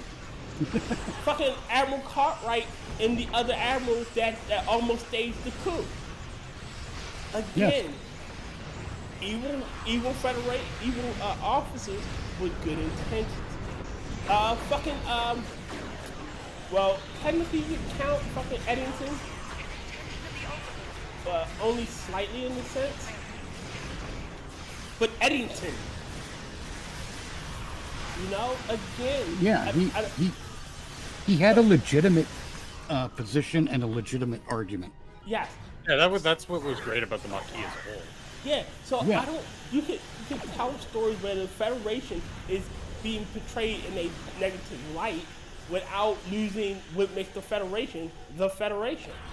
Hell, Right. shit. And the good men and women who do uphold the values of humanity in the Federation. Yes. And remember, it wasn't Starfleet that signed that treaty. It was the Federation. Yes. They are distinctly separate entities. Now, Starfleet answers to the Federation, yes. So and that's part of the conflict. That's why it works out so well. And the whole thing with Cal Hudson too. Man, what a fucking Waste of for a cameo, a fucking cameo. I think Cal Hudson should. If you were gonna kill Cal Hudson, I think it should have been Ben that pulls the trigger. I don't. Or at least give him more time. But I would have liked to see Bernie Casey come back to portray Cal Hudson some more. Yeah, like a reoccurring role, and then you could have Eddington take over for the leader of the Maquis. Yeah. That would have been far they more. would have leaned into it a little bit more, but the notion of Voyager in development, the earliest stages of development, they knew that they had to back away from the Maquis. Because that was supposed to be the big thing about Voyager was, you know, there's this small contingent of Maquis within the crew, and but they only ever in passing did they do stories about that, really. I mean, Yeah, in it the was first season, they one. really did a lot of shit with it. Sasko was the main It was villain. almost insulting. Well, you know, they did the whole thing. Oh, okay, Maquis mixed with Federation crew, and we only have 37 torpedoes, and we're very much stuck out here without any support, backup. and we have to get back home. And we discarded all of that shit except for, hey, they're still going home. Everything else was completely discarded. And But you know the they could've torpedo done- thing could have been fixed with a single line. Well, we'll just have to build some along the way. Yeah, But in that I'm first episode, they made authorized- like they couldn't. This is what it should have been. I'm authorizing the replicators to start manufacturing, you know, photon torpedoes. Well, no. Oh, you no. can't- You can't do it with the replicator because there are components that can't be replicated. But what you can do is convert cargo or a shuttle bay 2, if there was one. I don't Into think a there was. manufacturing bay. Yes, Well- into a Exactly. industrial bay. Well, technically they had one because they built the Delta Flyer there. No, that was just them building it in the shuttle bay proper. But Right. something that throwaway line in Battlestar Galactica of the fact that they do let you know that there are manufacturing Facilities. facilities that they had to build and repurpose and whatever because they needed to build replacement parts, machine parts, so they could build the casing for the torpedo, but then they would send it to the armory to be, you know, finalized and then armed. Right. Or sorry, and then you know turned off, not armed, because obviously. It's You know just what I mean? Like, but, infuriating. like the sensitive components in that you can't just machine or manufacture. Right. Especially when space is at such a premium. But yeah, just saying, hey, Mr. Kim, please make sure that Convert that cargo bay 2 to a converting to a cargo bay 2 manufacturing. project Yeah. is done within the next 3 days. Okay, done. You don't need to see it happening. It would be boring or whatever. Or even if you did She want to could see, do a you whole know, episode with it, where you don't they're- have to. My point is, you don't have to. It could just be, you know, Harry's in the shuttle bay. There's a lot of junk around and a lot of machine and whatever. And Tom comes in and goes, "Come on, Harry, you're off the clock." It's like, yeah, but I really want to get this done. Like, this is for these something. Yeah. And even that, you don't have to You show treat it- anything. It's a throwaway line, but it adds It adds validity, to the verisimilitude. verisimilitude to the stories that they want to tell later on, which. Right. And then, hey, we're around a planet, Captain, that has the unobtainium that we need to make the torpedoes. Oh, beam up a batch. Let's set up a mining operation to get a supply so we can make like 5 more. No, they wouldn't even need to do a mining operation. They could sort it out with the transporter. Use the cargo transporter, set it to filter for pure malagonite or whatever. And boom. Just a couple of lines solves the problem, but they're too fucking stupid, or they're too short-sighted. I guess one serves the other. I think it was a bit of both. I think it was more teetering to the short-sighted part because, or they just don't want to care. I mean that's something I didn't know, but it seemed so much that they didn't know, like have a like you said, there was no greater arc, but it was just like, yeah, they're still going home. They're going home. Like that's okay. But what other stories are we going to deal with here? The whole thing. Look, discount Klingons. And we get that for 2.5 fucking seasons, and it was awful. But then we get some cool shit like Species in 472 and the Erosion, the Vidians, the Melons.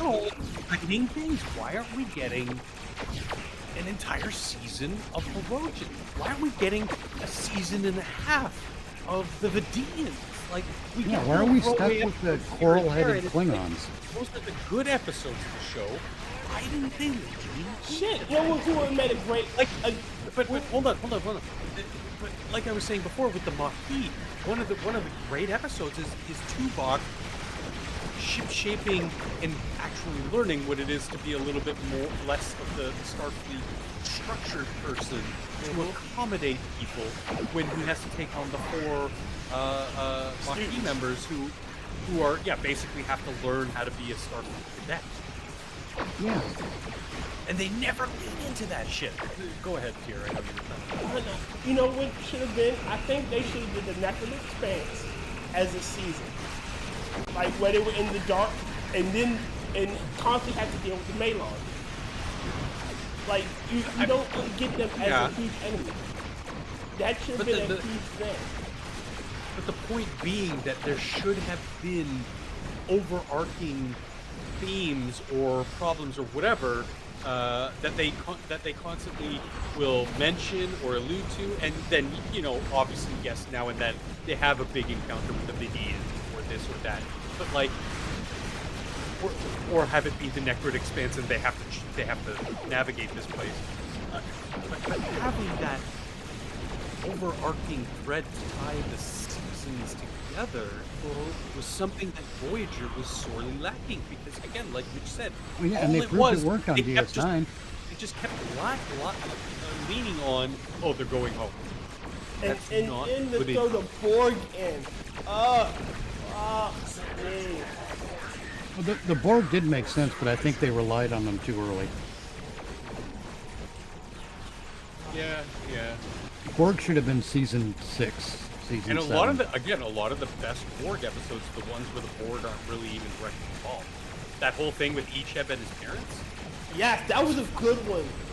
Fantastic fucking episode, and it doesn't involve the Borg really at all. It's all about the notion of the Borg, and again, what we were talking about when we first started talking about Trek Tonight, that notion of what would you do if you were Icheb's parents? Do you think that they were justified to sacrifice their only son for the greater good, the, air quotes, safety of the greater good and their society as a whole? And it leaves those questions lingering on the tip of your brain for you, the viewer, to watch. It makes for such compelling TV. And of course, the ones that always ruin it are, we get the Queen, we get this, we get that. Yeah. I mean, sure, every once in a while you do get gold. The whole introduction of 7 of 9 where they have to Scorpion. Yes. Right. Those are great, but I mean, when you less is more. When you use such an imposing force less directly, you're getting more value for your buck. Well, exactly. The more they used the Weeping Angels on Doctor Who, the less interesting they became. Mm-hmm. Yeah. But then again, they kept fucking with the lore as well. Yeah. But that first episode with the Weeping Angels, that was fucking brilliant. Yes. With Sally Sparrow and timey-wimey detector in 1969 and all that shit. That was brilliant, man. You know, James, I completely agree with you. Why didn't they off talking sea monkey instead of making it the Making it the I cook. fucking hate that. I fucking hate him. He is my most reviled Star Trek character of all time. Neil's had his I cannot moments. stand him. No, even in his best moments, I was like, this could have been better served by being Tom or Harry or whoever. I understand they always have this formula where they have to have, you know, the main sort of Starfleet member alien. They always have to have the alien, whether it's Dr. Phlox or Worf or whatever. Do it well. Do it well. Neil Oh yeah, you know what would have served Cass the would have been better. Just Whereas Cass by Dr. herself. Phlox, juxtapose that with Dr. Phlox, I was like, this is now one, like, Billingsley's amazing, first of all. Second of all, he quickly became, even in my my least liked Star Trek show in Enterprise, I still liked it, but it was the least of all of them, became one of my favorite characters of all of the series. Oh I got yeah, one better for you, Functional. Yeah. What they should have done, it should have been just Cass, not Neelix. It should have just been Cass as the alien stand-in, if you will, of that region, if you will. Well, no, I would have had no problem because they just got there. Neelix is basically from the region. Sure, take him on for the first season and then say your goodbyes. Get rid of him. And then have Cass be that role. And then have her, like what they wanted to do with her, in making her this really adaptable, super like sure, they maybe only live 20 years, but oh my god, they learn fast.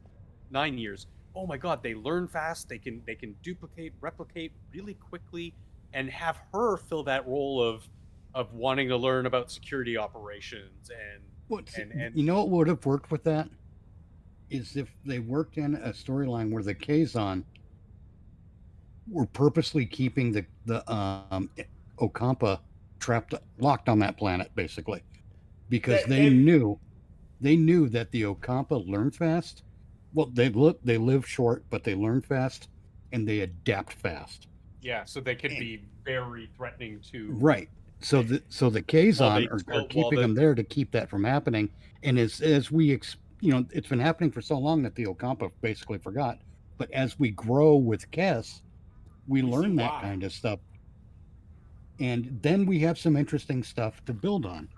Now, and again, keeping that layer of complexity with the Kazon, we learn again in one episode, which this entire thing should have been an entire season, sort of in the background, overarching theme with the Trabe, and we learn that the Trabe were actually very mean to the Kazon and whatever, and until the uprising came, and so. Not only when that realization is made, it was like, okay, well, not only are they suppressing the Ocampa because they know that they would be direct competition, because they're also trying to curtail the Trabe and keep them beaten down, lest they uprise back against them and topple this.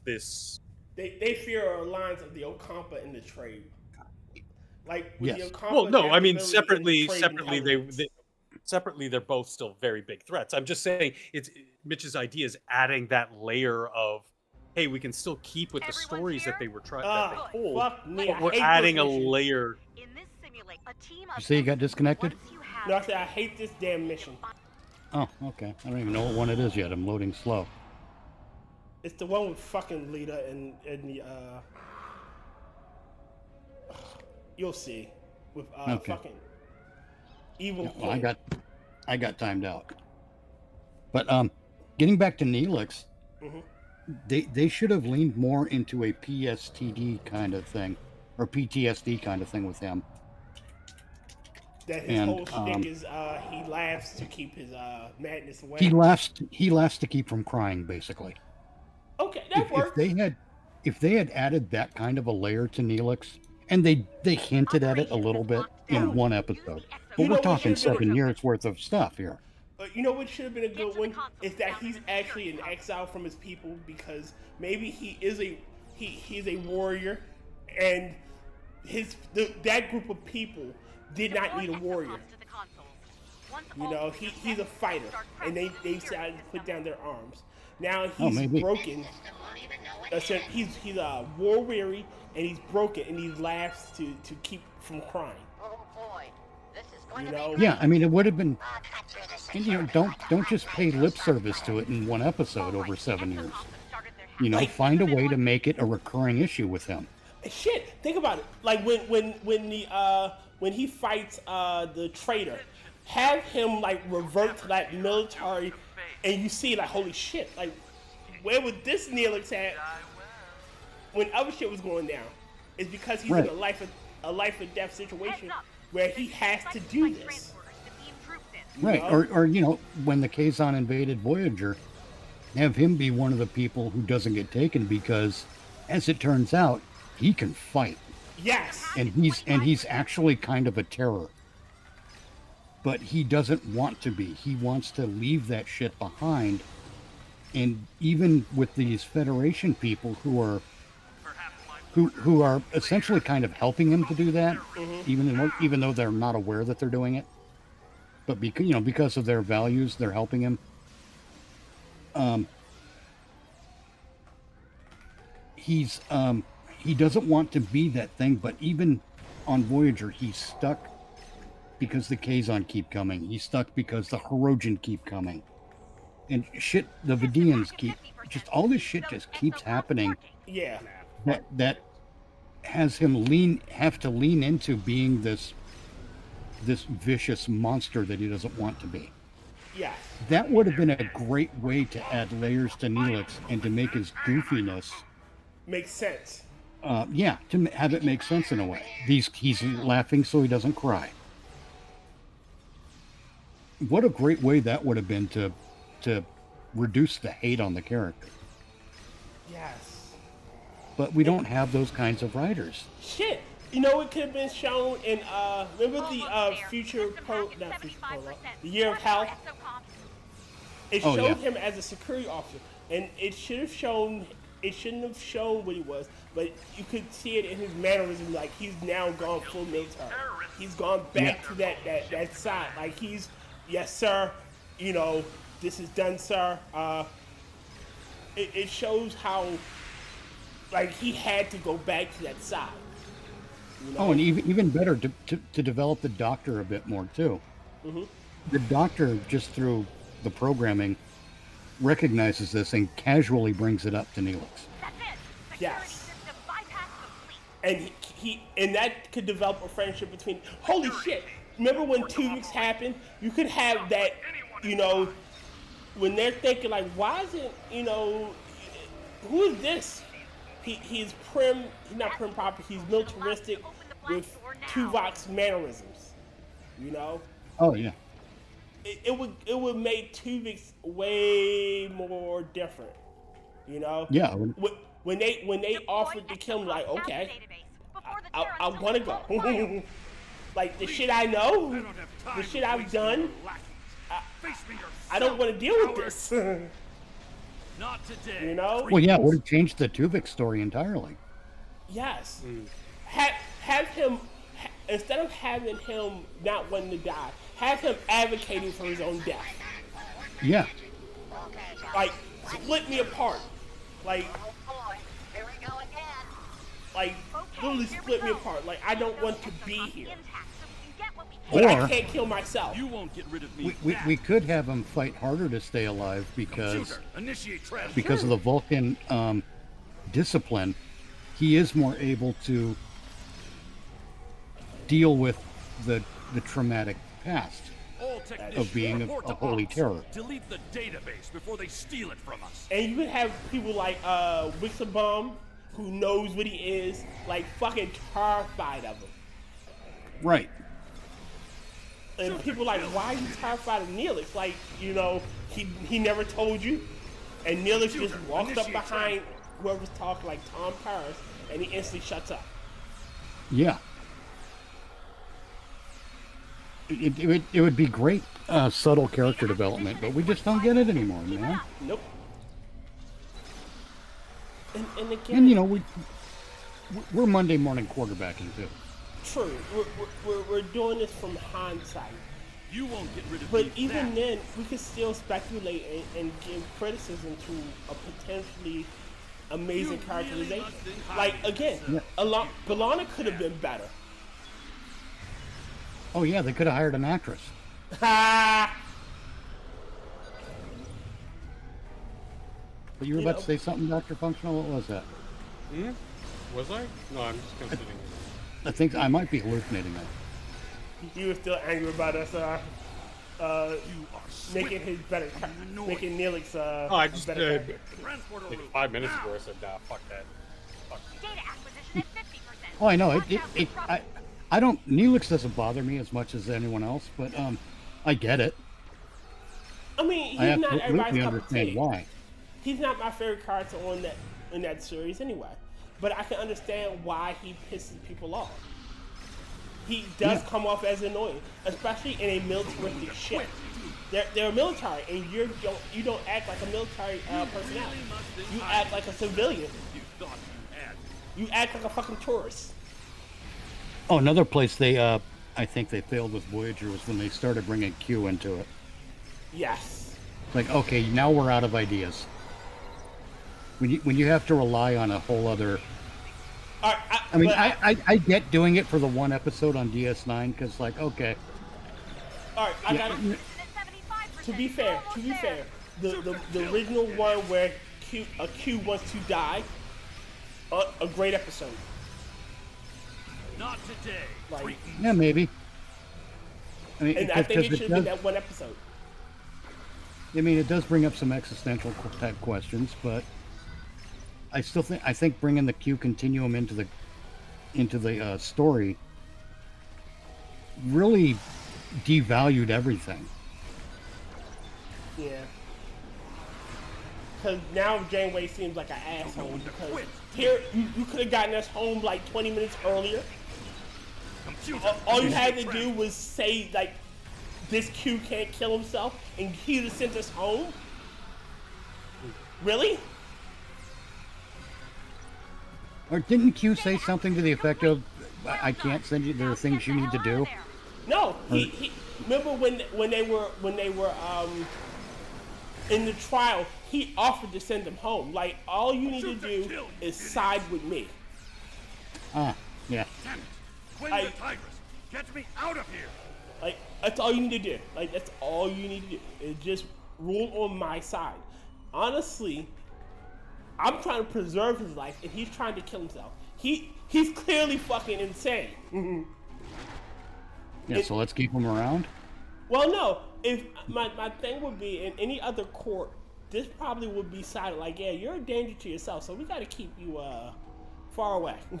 You know? See, I like the idea of. I don't like the idea of Q making that kind of a deal. I think that's horse shit. I'm not done with you yet. Or making that kind of an offer, I should say. Yeah. I would much prefer to see Q. Or you could even better. Or have Janeway be like, "Hey, send us home," and Q be like, "No, I can't. Shit. There's shit that only you can accomplish here that needs to be accomplished." I got one better for you. If they were going to do that total storyline, the other Q, his final gift, like, all right, you side with me, and before my powers are fully gone, I'm going to send you guys closer to home. You're doing this. Or take. No, fucking I don't home like with me. that idea. Amazing. I don't like that idea because it It's the same thing Cass did. Cass pushed it. I know, but that's Kess. I can see Kess doing that. I can't see Q doing that. Oh, not John DeLance's Q. No, any Q. I mean, he was I really just not can't the same see. Q. Win. God Not damn it. quite the Terran standard. I wanted a Hate all this dialogue. I hate this in the damn game. game. I like the mission. The mission's fun for me, but it's all the shut up, Lita. Yes. Yeah. Shut up, Lita. Yeah, this Lita in this game has become the shut up Wesley of Star Trek Online. But I I think it'd be more interesting if Q leaves a hint like there are things here you need to do, and just leave it at that, and then no more Q in the fucking show. But we do get references. We know when the Voyager helps to combine or helps to get say 7 or 8 star systems to form an alliance and a treaty and to become allies. That could be that. Is this the thing that Q was talking about? That we, it would make a good callback. But they never did anything like that. They never even tried. They just think, hey, let's have an Q episode. Hey, they like the Q episode. Let's bring back more Q. Hey, let's bring back those Ferengi from that episode of The Next Generation. They wound up basically making a significant portion of Voyager a sequel to The Next Generation, or to Next Generation episodes, and that bores me. That's what happened with Q. It's what happened with the Borg. It's what happened with the Ferengi. It's what happened with the Klingons. And it's just like, oh, shut up, movie. We already saw those stories. We already saw that stuff in the prior TV series. We're supposed to be moving forward here. Why is it so quiet?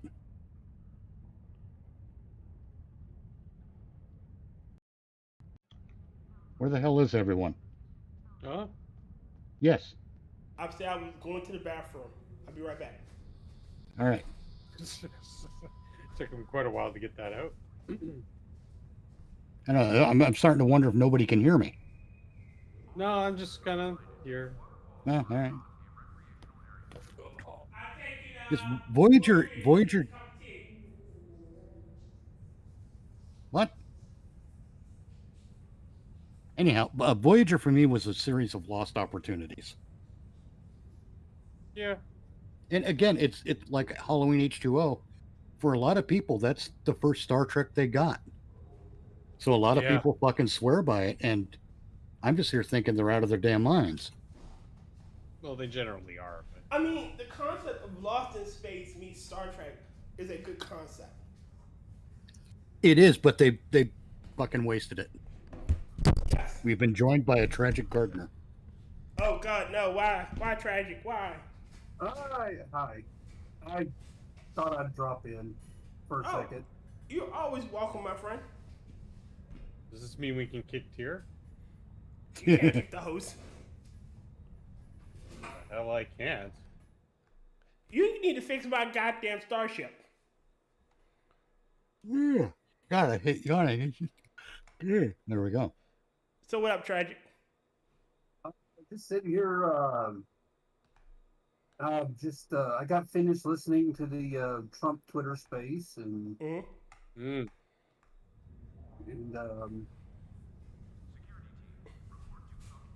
that's pretty much it. I had thought about that too because of the big delay, and they said, they're getting DDoSed or whatever, and people are, throwing accusations around. Okay, so here's my theory. It's a conspiracy theory, but that's all it is. It's theory. It's a speculation of what a possible outcome. So we had the now infamous John Bolton. We'll be celebrating on the streets of Tehran and bomb, bomb, bomb, bomb. We know that complex, which fine, make weapons. I don't care. And then apparently the shooter was backed by Iran that tried to kill Trump. Okay, right? And then they're trying so desperately to push Iran as a thing. Oh, the yeah. enemy. The new focal point, the locus of hate, if you will. And then the RNC. Oh, Microsoft says it was Iran. And then the DDoS attack for the spaces today. I was thinking, you know what? If they're gonna blame Iran, and then boom, Trump wins, he gets in office, and we end up going to war with Iran anyway, because he uses that as those points as justification to keep that part of the, let's say, business community happy while he's in power. Well, on the radio today, they were talking about wanting to prevent Iranian interference in the election, which that's awful. That's awful convenient to start talking about right now. Yeah, like I desperately think that they're trying to make some way to make Iran the big Boogeyman. bad right now, to sort of allow Trump to do it without harming his own image. Because one of the things I loved about it was he's very anti-war vocally. And while he was president, there was no, like, he didn't start any new conflicts. In fact, he brandished his saber and said, fuck around and find out, piece of shit. You know? He walked over into North Korea and said, hey, you know, I'm not afraid. Cut that shit out. You better be afraid if you walked on our soil. Like, I'll be honest with you. I sincerely believe that Trump should have got a Nobel Peace Prize for his efforts with North Korea. Yeah, if they gave fucking Barry Obama one, Trump should have easily gotten 3. No kidding. The Abraham Accords alone were unheard of. He should have got one, but we know they would never give it to him. No, of course not. Fucking of course not. They gave one to Barry Obama. Like, do you think that's the thing? Like, as I've grown older and wiser, I've noticed almost every award ceremony, like every award it's so fully and completely corrupt and vapid. Yeah. The Oscars, the Tonys, the Olympics, the this, the that. Now, given some parts of the Olympics is hard to mess with. Like, it's kind of hard to mess with, you know, 100-meter dash outside of like blatant cheating and type stuff. But obviously you have the boxing thing that happened. What boxing? So those are outliers, but I mean, for the most part, woman, you can't really, you know, a gold medal's a gold medal's a gold medal. Like, for some things, like, you're the fastest person, you're going to win the medal. But there's some things where there's judges and it's more interpretive that, yeah, can, you know, but you know, that the Nobel Awards, Michelin stars, like, they're losing such legitimacy because my favorite restaurants I've ever been to had no Michelin stars. So you crazy? Right. And two of the restaurants I did go to in my lifetime that was fortunate enough to have, one had 1, the other had 2 Michelin stars. Mm-hmm. The food was mid. I wouldn't recommend anyone to eat there, but you damn well sure I'll tell you to go to the fucking truck stop off of I-90 just north of I forget where, because they had the best brisket in the world. You think that place is going to get a fucking Michelin star for their brisket? No, because the awards aren't about merit. They're about advertising. Yes. So I keep telling people DEI's been around for ages. It's not a new concept. It's just a rebranding of the same fucking bullshit. Yep. It's basically a rebranding of affirmative action. Yes. And that's a fucking nightmare. This is why it was escaping me and I didn't say it, but there was something before affirmative action. Affirmative action, there was a term for that, where you're meritocratically pushed or lauded nepotism. or rewarded. No, not nepotism. Whatever, but yeah, we know the concept I'm saying. Yes, I just said it. So I mean, it's been a long sort of standing thing, and it just keeps going through a rebranding every once in a while because, you know, the Book of Marx, even though it's an evil, vile book, it's full of effective tactics to subvert good nature to society. I have like 2 trains of thought I want to go on real fast. But real fast. DEI. Mm-hmm. Oklahoma passed a law that said the state funds could not be used for DEI programs in higher education. Okay. So OU got rid of the DEI, the diversity office. Okay. They have an office of special student assistance or something like that. And Okay. this was told to me by an employee. Basically, what they did was they changed the name on the door. They changed the kept job the, title. They changed the job titles of all the people that worked in that office. But they kept the they kept them. Yeah, they kept the people that worked in the offices. They underwent something they called buzzwordization. I can't say it. Debuzzwordization. Yes, thank you. Which, wow, that's a awesome word of their policy manuals. Same thing happens on Capitol Hill. But Pretty much. Same Doesn't shit. matter who different gets day. elected into office, you basically have the same pool of the same staffers, and that's genuinely what people, is the fundamental notion behind the deep state.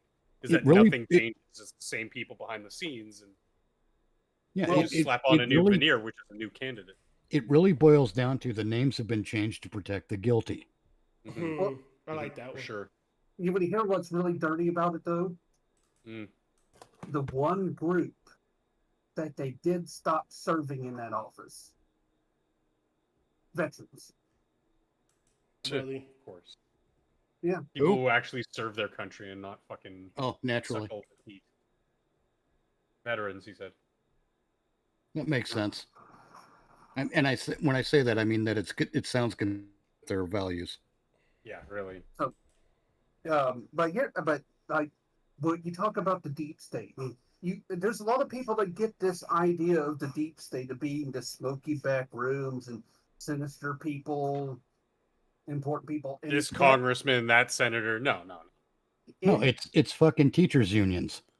Mm-hmm. Well, it's teachers and cops and fucking bureaucrats. It's the bureaucracy. It is to get rid of that.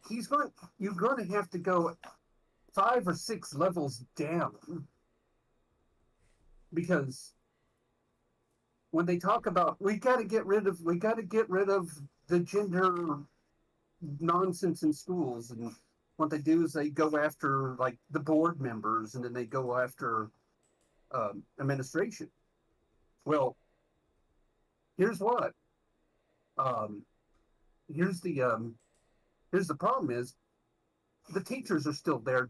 The ones that are actually pushing it in classrooms, they're still there. Yep. Well, the whole system needs the original Constitution, I would say after 1791, when the Bill of Rights was included, that is a system restore point. And that's where we need to go.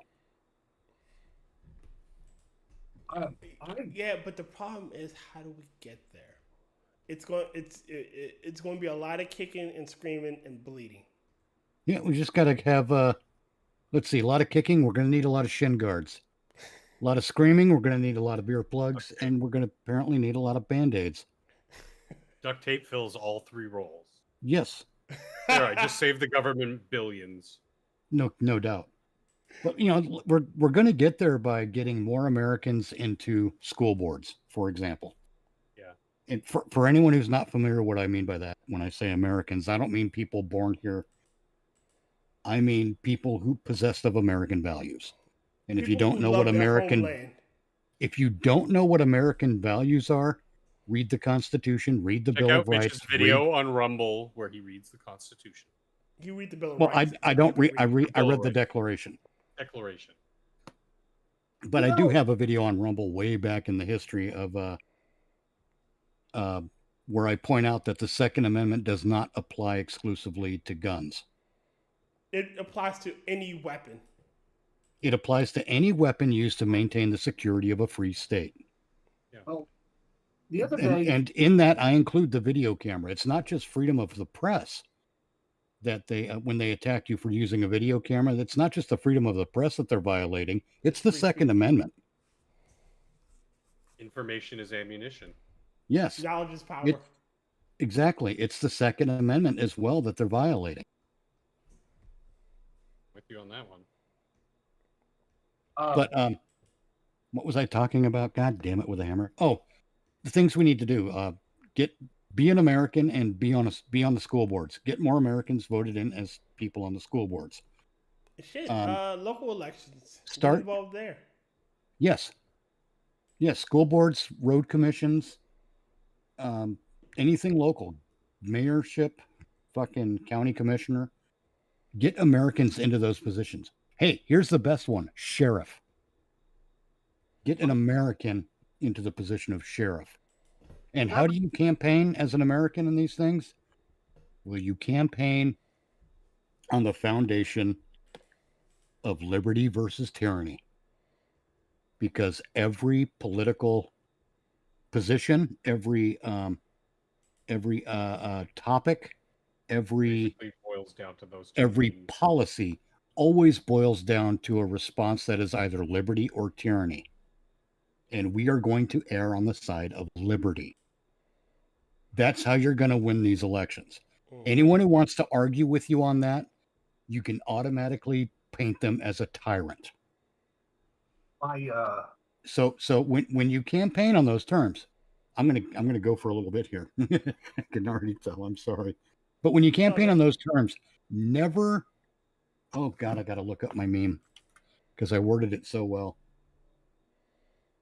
This will take a moment. It is very important though to remember this. Tyranny needs to be dealt with swiftly and effectively, efficiently. That's one of them, but that's not the one I'm talking about. It's damn it. Hold on. There it is. Wait, There it really is. There it is. I got it. Wait, I'm gonna read this one really quickly. Okay. I'm still pissed that Moscow princess Brittany Griner was allowed to be on the U.S. team. Caitlin Clark is twice the athlete she is. Plus, CC is much better role model. And James goes, duct tape is silver, silence is golden. Exactly. Well, did you But here's the rule. Here's the rule when it comes to campaigning politically. Never permit the enemies of liberty to dictate linguistic terms on the intellectual battlefield. If they want to say pedophilia is a sexual preference, ask them why they're pro-child rape. And get them to commit to it. So why are you pro-child rape? Well, I'm not pro-child rape. Well, you said pedophilia is a sexual preference. What do you mean? Well, get them to commit to the idea that sometimes the child in question is in favor of it and wanted it. And so you were with the kid because they wanted it? And you think that's okay? I mean, you got to be smart about how you argue politically. And never cede the intellectual battleground to them. Never let them diminish the harsh reality of child rape with a word like pedophilia. I mean, we started calling retards special or touched or differently abled or whatever because we were attempting to preserve their feelings in describing them when talking about them publicly. Well, whose feelings are we protecting with the word pedophile? It's not the rape victim, is it? Nope, it is not. It's the accused. It's or rather the perpetrator. It's the criminal. It's the presumed criminal. And when you're that criminal, you don't get that kind of consideration. Fuck you. I mean, you're a child rapist. You're not a pedophile. You're a child rapist. Anyway, if you are guilty, then yes, you are a child rapist. But if you're not, you shouldn't. I still say we maintain the presumption of innocence. Yes. We make the state prove their case. We don't just reasonable doubt. Yes, we don't just fucking say someone's guilty of a child rape because someone said they are. We want evidence.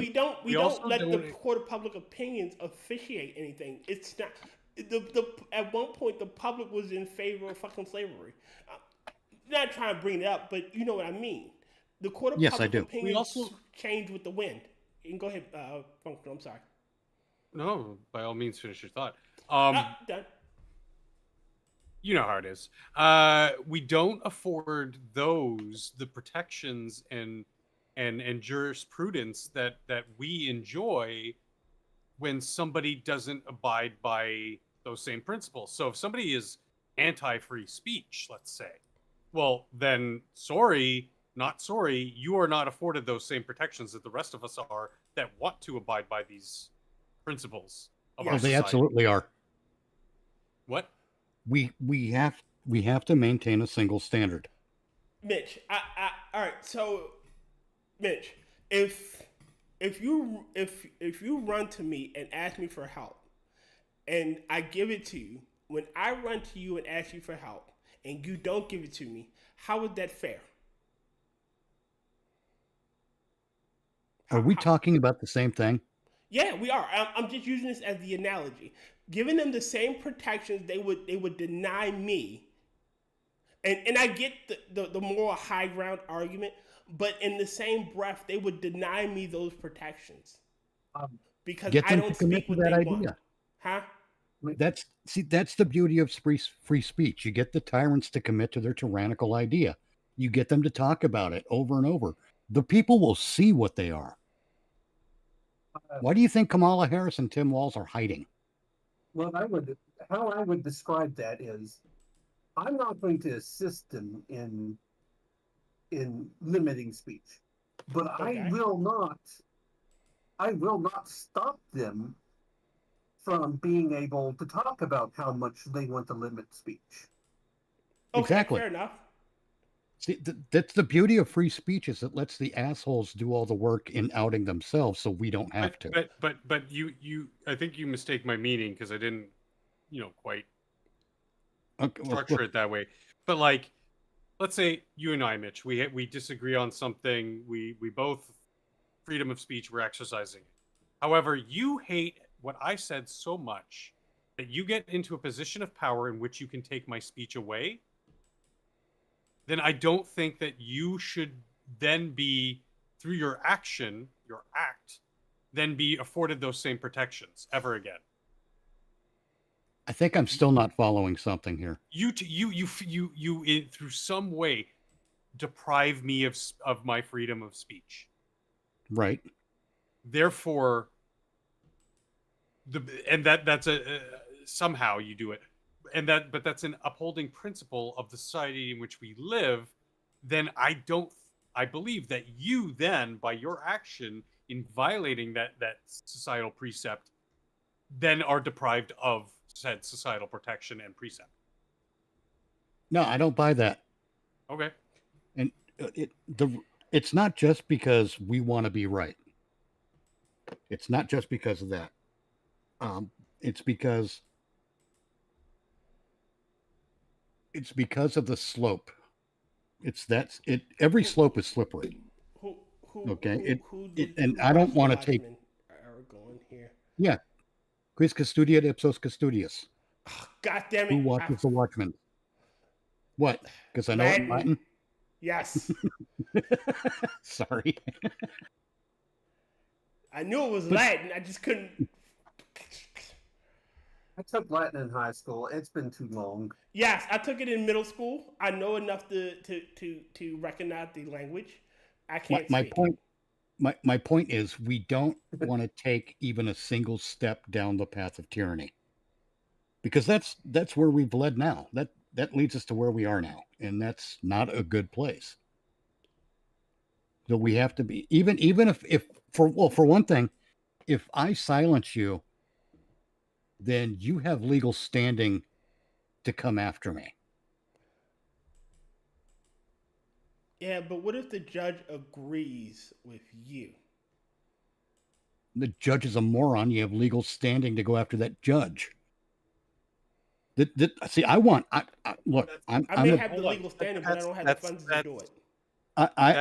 I work in different frames of mind. On the one hand, I think that how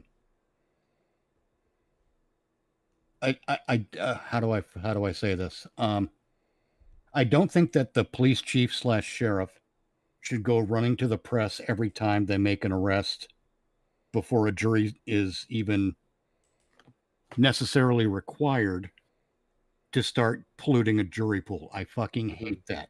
Any cop that goes to a podium and starts laying out the case against someone they've arrested and they're naming names, they're polluting a jury pool. And they need to be dealt with, and I think rather harshly. But But at the same time, I do think every trial should be televised. But Mitch, if somebody, like, again, just to bring it to sort of the analogy I was using, if then I turn around and sue you and say, well, he deprived me of my rights, then you turn around and say, oh, well, I was just exercising my freedom of speech. That's what I mean. You shouldn't have that same protection when you just violated somebody else's protection of that, because I think it's transferable up the line of things like murder. You take the life of another. I think that, if it's proven beyond the shadow of a doubt, Beyond a reasonable doubt. Reasonable doubt, and it's, there's all this proof and everything, then yeah, I think that if it's incontrovertible, the state should execute you. I think it's a moral imperative. If you're a serial rapist of children, like, you should be castrated. I don't. You violated the precepts of somebody else's freedom. Your freedoms and protections of that manner are forfeit. Meanwhile, we have the cruel and unusual punishments clause. Yeah, but that would be cruel and unusual depending on who. You're then saying, depending on objective fact. Is castrating a pedophile objective fact? What kind of castration? I don't know. Take your pick. I mean, that could be considered cruel and unusual punishment. I think a better. Well, I'm not saying give him the John Money treatment, but I mean, who the fuck is John Money? The guy who created the transgender cult ideals, where he abused two young boys and forcibly transitioned and mutilated and raped them. Yeah, he's despicable. I mean, it's quick primer for you, Mitch. Not really relevant, but well, go ahead. No, go. I was saying the quick primer is, so the twins are born, right? And they accidentally fuck up one's dick. Now, he has a fucked up dick. His parents take him to the doctor who believes he can raise that child as a female. So he makes the two brothers simulate sex, make them dress him in females' clothing, dresses and whatnot. And long story short, both of the children off themselves. And I'm talking fairly young. But he's hailed as this, pioneer of transition and genderism. The modern transgender movement. What year? And this, I got it pulled up right now. 70s? I got it pulled up. He established the Johns Hopkins Gender Identity Clinic in 1965. 60s, okay. I think by then we already knew about the chromosomes, didn't we? Yeah, but the problem was these parents were desperate because, again, this happened to their son, and they didn't know what to do. So he took advantage of those parents and made them believe that their child you can turn a boy into a girl. Like, it's no hard programming. It's all in it's nurture versus nature. So the parents didn't do their diligence. Let me pretty much. Can I hold up? Go ahead. Sorry. Okay. Here's the two things to remember about him. He was not a MD. He was not a medical doctor. He was a psychologist. He was the guy who developed. He developed the concept of gender identity and the gender role. He also well, that sex and gender are different. Yeah, he separated those two. He did not. He broadened that. There were some beginnings there going back to not Mass, the other one, Kinsey. that pervert, Kinsey, who weirdly enough, Kinsey was not a human psychologist or a medical doctor. He was an entomologist. He studied ants before he got into human sex. Really? But John Money went and set up the clinic there, and he was directing, despite not having medical training, he was directing people like surgeons, he was directing endocrinologists, he was going down the list of all these other people. He was influencing them. And the reason why his entire rationale about well, why did you photograph them simulating sex with your whatever? It was like, well, I was trying to teach him how sexual orientation worked. This guy is, he has so many other things. He also was trying to develop drug treatment. He was the guy who was kind of coming up with the idea of the chemical castration to treat sex offenders too. Yeah. So back to my point, like another sort of notion is self-defense. If somebody is going to inflict harm on you, they're forfeiting their right to not have harm done to them. I think I could probably word it better in future if I really thought about it. But let's go back to our original scenario. Okay. Where I've silenced you. Okay. I've censored you. Let's put it that way. Now, did I do so legally or illegally? What is the legal means of censoring me? How do you legally censor me? Like, I can say all the crap I want. If it's legal, we did it through an NDA. We did it through a. I mean, at that point, it's a contract between the two of us. I can't say shit. These distinctions matter, though.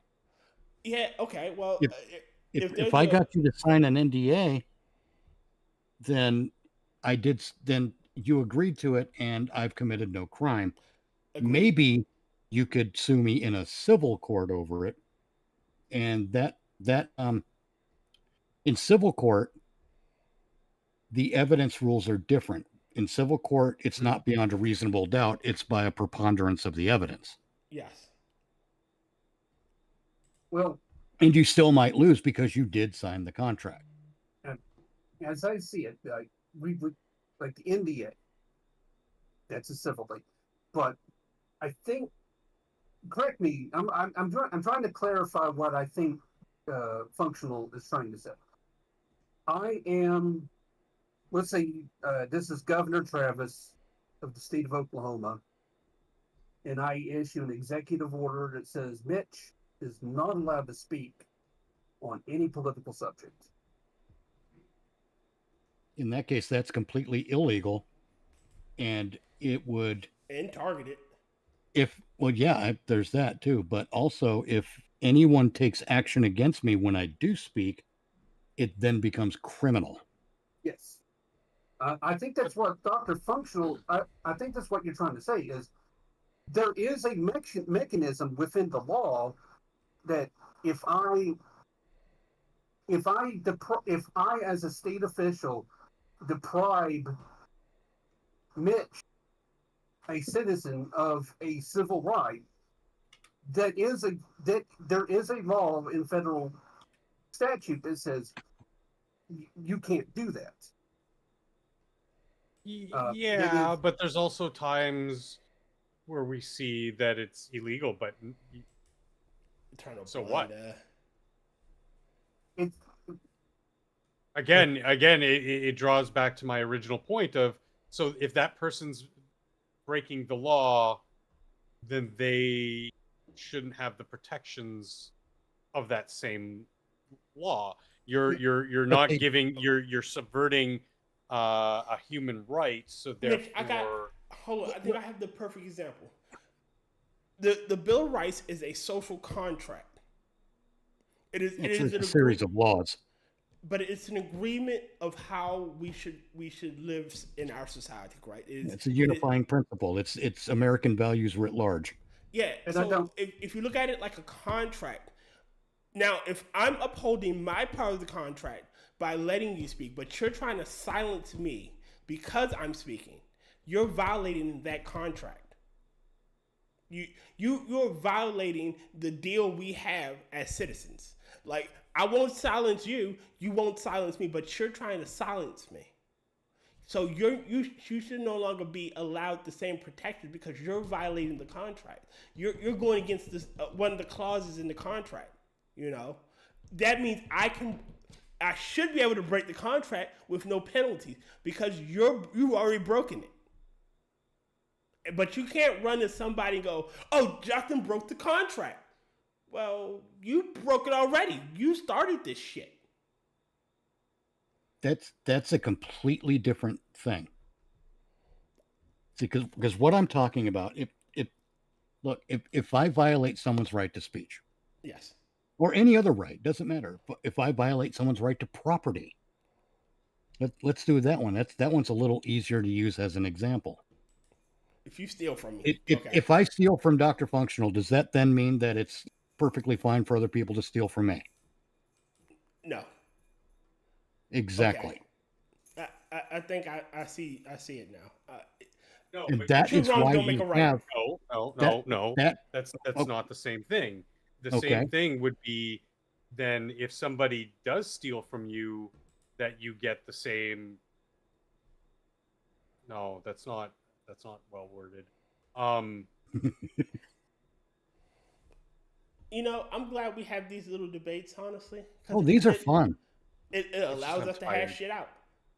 I have a weird question. I just do prisoners, people in prison, do they have freedom of speech? Yes and no. Yes. But hold on, Mitch. So if I steal from you, Okay. I then violate and this plays out in civil courts all the time. Something of a certain monetary value you take by force from me in some manner. You then have recourse, and then I am forfeiting. This is not an indefinite forfeit, but I'm then forfeiting my right to property of X amount of value as recompense from you. You're talking about restitution. Yes. But what is that? But imposing a form of tyranny on somebody because they have infringed on your. That's not imposing tyranny. That's a different thing. Tyranny is when you do it without cause. Okay, you know, so if you steal from me, from me without cause, that's an act of tyranny. If I go to court and you're commanded to pay restitution for me for the value of that which you stole, that's not tyranny. Well, not even that. There's damages. That's restoring balance. There's other damages as well that, like, in addition to the value of which you inflicted upon my property, I can also get more because there's a whole ordeal now that I have to go. And in some way, you are denied your right to keep monetary value because you broke that contract. Because it's late, I worded the original statement very poorly. I'm just saying that if I, as an individual, break the social contract, the law, the precepts of our civilization, whatever, I then open myself up to some form of then forfeiting my right in that very specific regard to whatever. So, like, for instance, like, I can't shoot you for silencing me because it's not the same thing. No, because there are other means of making yourself whole that do not escalate like that. If you know what I mean. Yeah. you would then be engaging in an imbalance of force. Yeah. Proportional response. Yes. But again, so the recourse of, well, I was executing or exercising my freedom of speech by silencing this you person. don't. Well, silencing you don't someone you don't get to hide behind those protections. Right. Silencing someone is not the exercise of freedom of speech. Look at the protesters who constantly get in the roadways and block traffic and impede people's free movement. They're committing crimes against civil liberties, and I got to tell you that. And a reaction to that, dragging them off the road, is legit. Shooting them may not be legit. Maybe, but there was I think it's in Florida, the case where the judge, Sixth Circuit judge, I believe, did find that these protesters were holding people hostage. Yes. They were denying them their freedom of movement. So in which case, like I always say, and I maintain this, like, you have every right to remove yourself from that situation if they are impeding the roadways. I feel you have every right to drive through them. I agree. Because after a certain amount of time, which, I'll leave that to the courts to decide, there becomes the notion of, from them becoming a nuisance to them then impeding your freedom of movement, in which case, run them over, drive out of there. They're impeding your freedom of movement immediately. Because we have seen where these things do get escalated by these protesters who do impede the traffic, to then they start pulling women out of your car and pulling senior citizens out of cars while they're moving and shattering. It's disgusting. So there is a proportional response there, even though the response is a little bit greater than Well, but there are different factors to consider. It all depends on your too. perception of these laws, and I'm glad for the fact that there are multiple circuits of courts, because they can toss this idea around, and then finally, somehow, some way, we come to an agreement that, okay, well, this is now the law of the land. Well, yeah, and there's different things to consider too. Is it one protester, or 70? Yeah, for sure. Then the response becomes more proportionate if it's a large group. Okay. Or becomes more, driving through them becomes more reasonable when it's a large. Yeah. It's Kyle Rittenhouse. Like, he was fully justified, and most people knew, fully justified in doing that. Somebody is going to make an attempt on your life. You have every right to defend yourself, even to the point of lethality. Yes. And Oklahoma does have a rule law on protesters blocking a roadway. And they said that you can use all reasonable force necessary to remove yourself from the situation. Yes. Because mobs invariably become violent. Mm-hmm. The fact that there's a large group of them there, intentionally violating your right of freedom of travel, indicates that there is a good chance they will become violent. Especially when you can look at a pattern of behavior with certain groups. Right. I mean, you can do a threat assessment and be like, okay, this is a BLM protest. I'm white. I'm in my, Tesla Roadster. I'm getting the fuck out of here. I'm not going to be an idiot and go into my back seat and pull out a crossbow and then get my ass beat. Like, that's just stupid. Exactly. Like, in a situation like that, get the fuck out of there by any means necessary. You don't escalate. You just leave. And if they want to stop, if they try to stop you leaving, they're trying to kidnap you. Yeah, they forfeit their right to be there. Well, no, they what they do is they forfeit their right to safety. Well, I was trying to make a euphemism without directly alluding to violence, because. But to kind of address something Rotncorpse said in the chat, You all are also forgetting that others folks' rights end where yours begin. That's Yeah, not yeah. true. Our rights coexist. Yeah. That's why we have a court system that's supposed to, mind you, our court system right now doesn't do shit right, if you ask me. But our court system is supposed to mediate disputes. At least when it's civil, it's supposed to be a mediation of dispute, make sure everyone comes out whole again. And sometimes, yeah, that means somebody's going to have to pay a hefty And bill. that's why. That's why in the restitution criminal for what system it's the state versus Right. you, Yeah. the defendant. Exactly. It's not the person you transgressed upon, or the anybody that you it's the people, it's the state. And that's, well, I mean, at least that's what it should be. Sometimes it doesn't always work out that way, but Rotncorpse, you know this too. An act of protest or an act of civil disobedience is not necessarily a tyrannical act, but a protest that holds you up is. And there are other things between civil disobedience and protest. yeah, All right, protest I got the perfect example. Rotten. You're exercising you're exercising your right to free speech and freedom of assembly. Yeah, you can't hide behind your right to petition for a redress of grievances when you want to stop traffic. You just can't. They're different things. The second you inhibit somebody else's rights, you become the villain. All right, so the example I was going to use is, so I sit in front of the door of a building. I'm not stopping you from going in that building, but I'm sitting in front of that door in the building as a form of my protest. Civil disobedience. But if I'm like, if I decide to chain the door and stop all movement from that door, in or out, yeah, that becomes an act of tyranny. Exactly. And everyone that needs to get out can't get out now because I've chained the door. Right.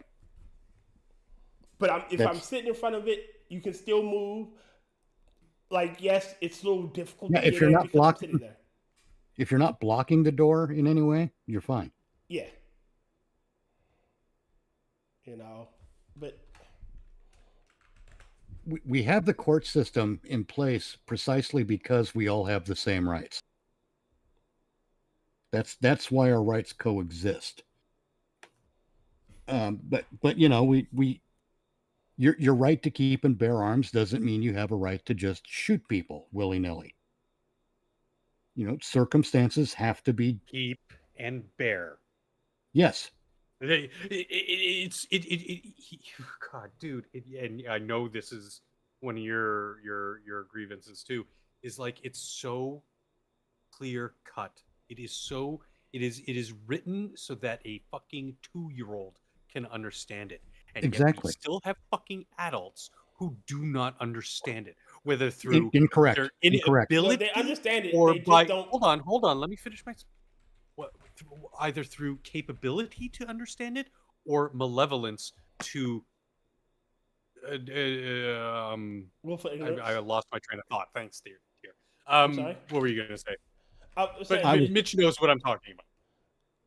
I do. I was going to say that they intentionally misrepresent it. Yeah. Yeah, well, for ignorance. For nefarious ends. So, I mean, Yes. it's literally so clearly worded. And yet, you have these people, like, making bullshit up out of whole cloth. It's right fucking there. Plain as day. Plain. Oh no! What they turns of English. functional. What they meant by a well-regulated militia is, a standing army. Don't you get it? You can't read the context of when it was written, what it meant. Even though it meant the people. No, they meant the army. Only the army can have these weapons. Okay, here's the gun control paradox. Okay, so on one hand, it's made for a well-regulated militia, so they mean that, National Guard, Army, or anything else. No, they mean every American adult. When it was written, it meant something totally different. Even younger than adults by modern standards of adulthood. Let me finish the paradox here. Yes. all right. It makes more sense when I finish the paragraph. Well, in beings, you can have a militia, you can have a national guard, an army, or anything else. But it also doesn't allow you to own weapons of war. Yeah, it does. Yes, it Yeah. does. See, no. They just said you can't have weapons of war, even though they've also said, well, the Second Amendment only covers militias. No, it doesn't. But again, that's just complete You- misrepresentation of It is. It is. It's willful misrepresentation. But because go on, again, go on, go on. it is meticulously, perfectly worded. A well-regulated militia, comma, being necessary to the security of a free state, All right. comma, So the right of the people to Okay. keep and bear arms, comma, shall not be infringed. Keep and bear arms. Keep and bear. See, I mean- here's the thing, though. Here's the thing, though. What I'm pointing out, what I am trying to point out, Oh. is they are making they're making two arguments that clash with each other, and I think it is hilarious when they I do it see what because you mean. they will make the argument, oh no, I am perfect. I think we should have every weapon that we can have our hands on. I think if I could afford it, I think I should have an ICBM. you But should. Yes. go back to the point I'm making. The gun grabbers paradox. Well-regulated militia, but you can't have weapons of war. Well, if I can't have weapons of war, how can I have a militia? And if Well, I have a militia, how do I have a weapon? I can't. And the It- thing, that's but the the thing paradox. is, this is for the individual. The U.S. Constitution is for the individual. Yep. So, what is the smallest militia you can have? It is you yourself. One. The militia of one, exactly. What is the largest? You know, Standard Army. You could make arguments for things like the National Guard, Army, whatever. Even though Well, those are government constitutionally institutions. speaking, Hold on. But you know, a well-regulated militia could be your neighborhood watch. It could be an active training militia that you start with, or that is in your municipality, whatever. Like it. That's why they intentionally use the word militia, because it is a broad word, and for a document that is so specific and concise in every other word and utterance it makes, they use the word militia very intently because it is so broad. Sorry, continue. What were you going to say, Mitch? constitutionally speaking, there is no authorization for a standing army in the United States. That's why it has to be reauthorized every year via acts of Congress. Oh. So that part of the argument goes away because the Constitution does not allow for a standing army. Meanwhile, that's part of what separates them. It helps to delineate the difference between militia and army. As Rotncorpse writes, every American of fighting age is the militia, essentially. Whether we like it or not, that's who the militia is. It's the people. Because In the context, self-preservation and it's never ending. Yes. Until In the you're 6 context feet of the under. Second Amendment, the militia and the people are practically synonymous. Yes. But the part that everyone seems to overlook in the Second Amendment is the free state part. That's what the militia and the right to keep and bear arms is meant to maintain, is the security of a free state. Not a welfare state, not a what's another kind of state? A client Not state. a state of not a state of tyranny. A free state, motherfuckers. Now, Mitch, you are partially correct. On the raising and supporting armies, I'm looking at I pulled it up on archives. Section 8 of the Constitution, they have the right to raise and support armies. So that is in the Constitution. But you are correct they have to redo the NDAA Authorization and appropriations and whatnot. every 2 years, because we can't have an army longer than 2 years. That's why they have to redo Well, it. right. That's what I mean. We can't have a standing army. Yeah, but I guess I'm clarifying. It does say yes, they can. Raise an army. An army can be raised. Yes. Yeah. It just can't be a standing army. The only military force they have in here that is directed by the Constitution is Navy. Yep. Which that makes sense because it is very, very difficult to have a citizen Navy. Yes, it is. Yes. I mean, it can be done, but that's remarkably difficult. Well, you got to remember, people had merchant ships had cannons, so it is possible to have a merchant fleet.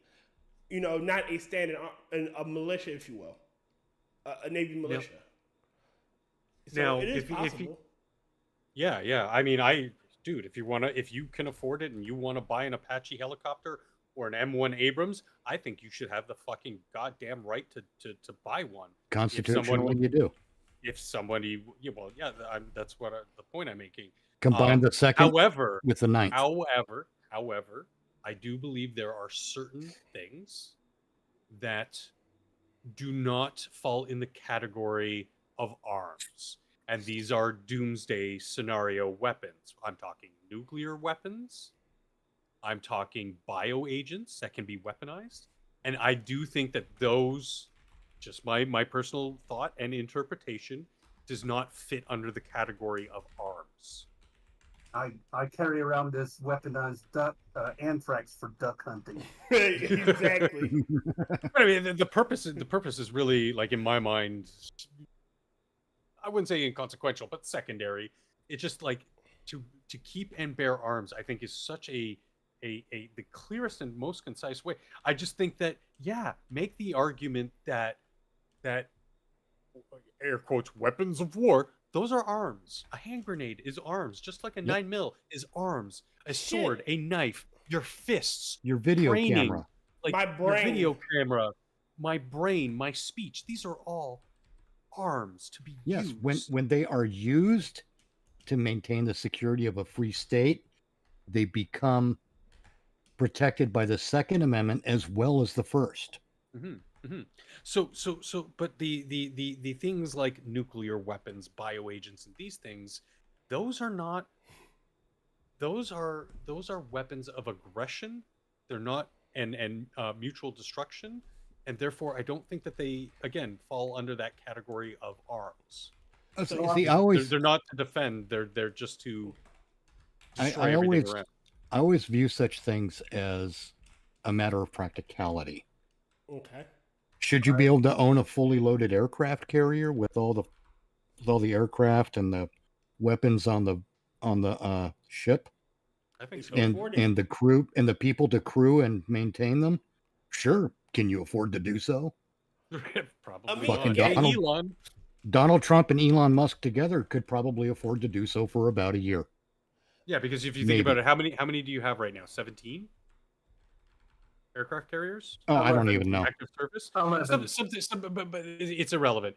The point is, it takes the entirety of the nation to be able to afford these things. Right. So the chances of the individual private citizen being able to afford that is so out of the realm of possibility financially. In principle, yeah, sure, why not? And even when it comes to like bioweapons, do you have the facilities to maintain them and to make sure that they're stored properly and the staff to do so? Do you have the equipment to do so? Because, I mean, this is going to sound funny, but certain bioweapons can be contained by the right kind of light. If it's an organism, the right kind of light will kill it, the right frequency. So you have that to consider. You have the air jets with the antibiotic spray or whatever. That'll help to do it too. Or the stuff that just jets out straight air to blow all the shit off you. Do you want to incur the cost to maintain all that shit? Fuck no. It's not worth having a vial of fuck it all, So because that's the state you'd have to be in to have that Travis. doomsday bioweapon. Travis, so you gotta give up your anthrax, man. Gotta give it up. No more Well, duck yeah. hunting with anthrax. Well, yeah, I just cleaned out my refrigerator, so the botulism's gone. What about the weaponized Ebola I sent you? Do you still have that? Well, it's around here somewhere. Oh, fuck And me. why worry about all that shit when all you got to do is feed me a bowl of chili? See, Yeah. I did make a chemical weapon once, but I mean, No. napalm one. No. You didn't make a chemical weapon. You just had really bad gas. I mean, no. honestly, I'm still trying to figure out how to get to the proper formula for my human repellent spray. But there's a whole group of people that think it's a fucking sauce at this point. Well, just a quick off story. Refrigerant 134A. Yep. It doesn't combust, but it burns. Yes. So if you heat it up, it oxidizes. Now, if you took 134A and you just like released the can of it in the atmosphere, you breathed it in, it's fine. It will asphyxiate you because you can't get oxygen, but it doesn't poison you. Right. You put that on a flame, you have phosgene. What? Oh shit. And well, I don't want to say what to mix, but if you're cleaning windows and whitening your clothing at the same time, you run a certain risk. You can make mustard gas. no, See, these are the phrases we want to avoid. Sorry, you can make sauce gas. Sauce gas. how I figured out what it's like to get hit with phosgene. This was like my early days when I was doing when I first started doing refrigeration. I had a filter dryer on this refrigerator that was extremely restricted, and all the refrigerant was built up on the other side of it. I decided to unsweat that completely restricted dryer off of the refrigerator with my torch, which that's normal. That's how you do it. But you know what I didn't think of? I didn't think of piercing the system past on the other side of the filter to allow that refrigerant out. So as soon as I pulled that filter dryer free, that is full up with 134A. It hit that acetylene torch. I was sick for 3 days, just Damn. with the worst pneumonia. And that ain't a fun feeling. Oh God. But now I know how to make human repellent. Well, that's one way, yes. But no, I Dr. Functional finally gave me my limit on weapons. I finally have my weapon control limit. Biological and chemical. Yeah, because you can't really use those as a defense, I don't think, because they would, by their very nature, affect the environment and the people around them. That these things have to be, and with how much I hate and loathe the power of government, I think that it's the only institution that we can.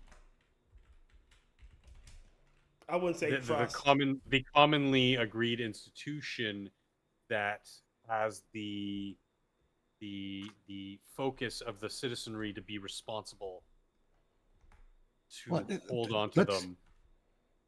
And when they don't, they should be held accountable. Here's how I think of it. I think of it as raw chicken. I'm perfectly fine with a regulation that says don't serve raw chicken. Mhm. What I am not fine with is a regulation that says, due to the existence of raw chicken, all containers that house the chicken must be blue. Because that makes no sense. No. There's no reason to expand state power to the color of containers because raw chicken exists. Right. It makes no sense, and it's an absolute overreach, and it's obvious. We used to have health inspectors that would come in, and we used for disinfecting our when we did dishes, we used fucking Clorox bleach, and it's perfectly legal to do so. I mean, we didn't use just bleach; it was obviously diluted, otherwise it'd be strong, and you run the risk of cross contamination. We weren't dumb about it, but we had a disinfectant thing, you know, or a sanitizing sink where you wash, you rinse, and then you sanitize. Or no, you wash, sanitize, and rinse. And you know that's how you guarantee that you're not cross-contaminating ick from one thing to another. But we had a health inspector who came in and always told us that he would recommend we get this other product. And after about the third time, I just point blanked him. Are you getting a kickback from these people? Because this is either an overreach or you're getting a kickback. Which is it? He never brought it up again. Because you hit something that instantly, Yes. like, yeah. Yes, you're goddamn right I did. And he couldn't risk it. Which I find is odd because, you know, Clorox is probably the most broad and inexpensive and effective. Yes.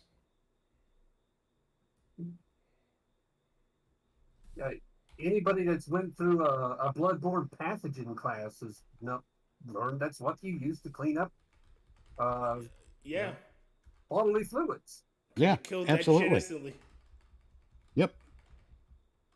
Bleach kills things that grow. But they wanted us to use, he recommended this other brand that's a sanitizer. It's not bleach. It's an other kind of sanitizer. I'm just, fuck you, dude. I see what's happening here. You think you come in here once every 6 months and I don't have a fucking memory? I'm the guy you deal with every time you come in here. You think I don't remember this shit? Good God. I hate health inspectors. I really do, because they're full of shit on an incredible number of things. They're just bureaucrats who want to exert power. Bureaucrats with badges. Yep. Pretty much. And it's fun when you get to call them out like that. And you know, that's the thing, is accountability, and they have very. What was another one? It's not easy to hold them accountable for when they do fool or abuse their power. I have had one who was fantastic and was more interested in just making sure that just making sure that the rules are being adhered to, and if things were in a little bit of a gray area, it was just like, hey, you know, you can't do this, clean it up please, thank you, and then, you know, moved on. Like, it was never, well, you never any of that exerting the power in a mean way. I've had the ones that say, hey, fix it before I leave and we're good, and I'm like, okay, cool, you know. And yeah, it's little piddly gray area shit. But then there's the guy who you know, the reason you wear a hat when you work in a restaurant, or a hairnet, keep hair out of I think I think the word hairnet kind of gives it away. Exactly. It's to keep the hair out of the food. Well, I rock a shaved head. Okay. And this one this one health inspector is like, why aren't you wearing a hat? Like, I'm bald. It's like, yeah, but you could touch your head. I could choke a motherfucker too, but you know what I do? I don't. I could shove my finger up my ass, but he backed off. Well, I can touch my balls too, but you want to put something down there too? Yeah. I mean, I could put a net down there if you want. I really cannot tolerate the arrogance of the minor functionary. It's enforcement for enforcement's sake, because the Yeah. enforcement has purpose. Basically, it's being a cunt. Yeah. Yeah. Can you boil it down to one word? Hunt. Yes. You always get this one. You'll get like one or two of them, and it's like, and this is like in any of the like regulatory, like anything else. You get the one person that is like, I would rather coach you and prevent an infraction from happening further. So I'm going to help you prevent this. And those are awesome, but they're few and they're dwindling. Or Yep. so to use this example, and it's perfect. I have a boss who does not. He's hands off. The only time he gets involved is when shit starts going south. Now, if it's something that the machine did, he's cool. But if it's something that you do, he comes down on you like a ton of fucking bricks because he had to get involved. Yeah. You made me work, motherfucker. Well, not even that. It's not that you made him work. It's that if he has, because again, he's hands off, because he expects everybody to do what you need to do. Right. And that means you're not doing what you need to do because I had to step in. I had to reprimand somebody. You're not doing what you need to do. Shit's not running smooth. I trust you guys to handle this without me getting directly involved. And that's what some people should be like. Look, I'm coming in right now. I'm checking to make sure that everything's okay. The small shit I see, I'm going to tell you about it. If you fix it, cool. If you don't, and I come back and I see that shit again, it's going to be, I'm going to come down with the hammer. It's kind of like I have my current boss. Their entire days, I don't hear from him or any of my coworkers. Just things just go straight through the day, and it's fine. And when I started working for him, it's like talking. It's like we only have one customer policy. We only have one real. We have some guidelines. But we only have one policy, and that is make money, satisfying customers. That's it. Anything that stands in the way of making money, satisfying customers is an impediment. Just go walk around it. Figure it out. Well, yeah. I mean, I used to work in an Italian restaurant, and many different kinds of pasta, and one of the things we sold was spaghetti and meatballs. And if someone wanted spaghetti and meatballs, but can we have penne pasta instead of spaghetti? And yeah, sure. Why not? It's the same thing in the end anyway. What's that? I said it's still spaghetti and meatballs. Well, no, it's penne and meatballs. Spaghetti's not the name of the dish. It's the name of the kind of pasta it is. Yeah. So, if they want cavatappi and meatballs, okay. Absolutely fine. I don't care. Well, here's like one story. I used to work for Samsung. Like Samsung, like I was the corporate. I did like work. I did service calls for them. I also ended up training their people, and then I quit because I hate that company. Everything was board replacements. If there was one fault that they had on their control boards, and it was a cold solder joint. If you touch that solder joint with a soldering iron, you would solve the problem.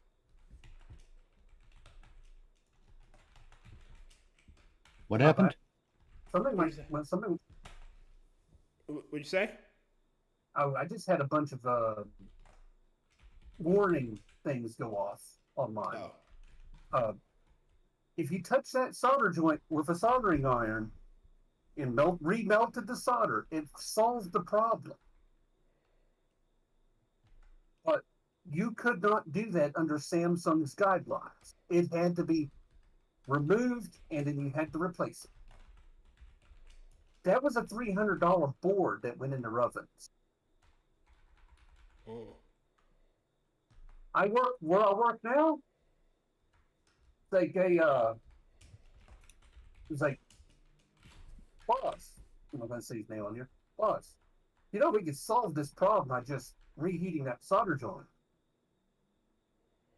Well, go down there to Harbor Freight, get yourself a soldering iron, and get to it. Yep. To save the money, it saved people money and time, and people were happy. And that is one of the things is if I could save a customer time, they will spend more money. Oh yeah, Yeah. absolutely. I'll tell you what, man. There are different ways of dealing with customers, and it does depend on the business you're in. I used to work at a new car dealership as a service writer, and all the other service writers were quick to sell the what they call gravy. It's basically the business got kickbacks from manufacturers of certain products. So sell this product to get this job done and blah. You know the scam. Yeah. Sell this fuel injection flush or the fuel injection cleaner because we can sell this product and get a kickback. And most of the people I worked with, when they would deal with the customers, their goal was to right now. Mm-hmm. And I took a different approach. I made sure that I was the guy the customer could trust, because it's one thing, it's one business model to get people in and take them for everything they got right now. That's a sound business model, I guess. Mm-hmm. But I think it's not as sound as generating repeat business. Yes. So when I would get customers, I'm like, hey, it's going to cost you $400 for this job here, but you go down to what's his face down the street, it'll cost you $300. And most of the time, the vast majority of the time, in fact, they'd be like, oh, really? I'll just do it here. And those were the customers. They'd come back in and they'd go, hey, where's Mitch? Because they knew that they could trust me. They knew that I was not going to steer them wrong, and they brought their business there because of me. The other people that I work with, there were 3 of them, didn't have that. And it actually got to the point where long-term benefits over short-term gain. I can make $1,000 today, or I can make $10,000 in the long term. Which one is better? Yeah, or I can make $10,000 in 4 days. Yeah, which one's better? Basically, yeah. Exactly. And no one came back to see the other people I worked with. They came back to see me because they knew I wasn't going to fuck them. Although I did have a backfire where one guy just went unreasonably angry and defensive because what was it? I gave him the estimate on the job. Mm-hmm. Because here's how it works for anyone who's not familiar with the operation.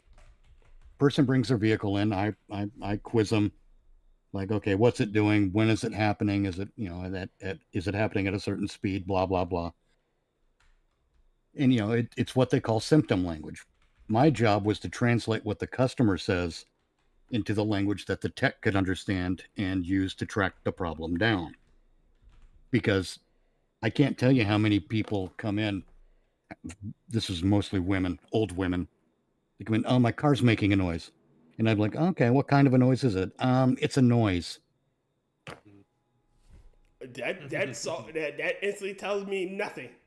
Yeah, thanks for solving that mystery, lady. Does it squeaking, rumbling, crunching?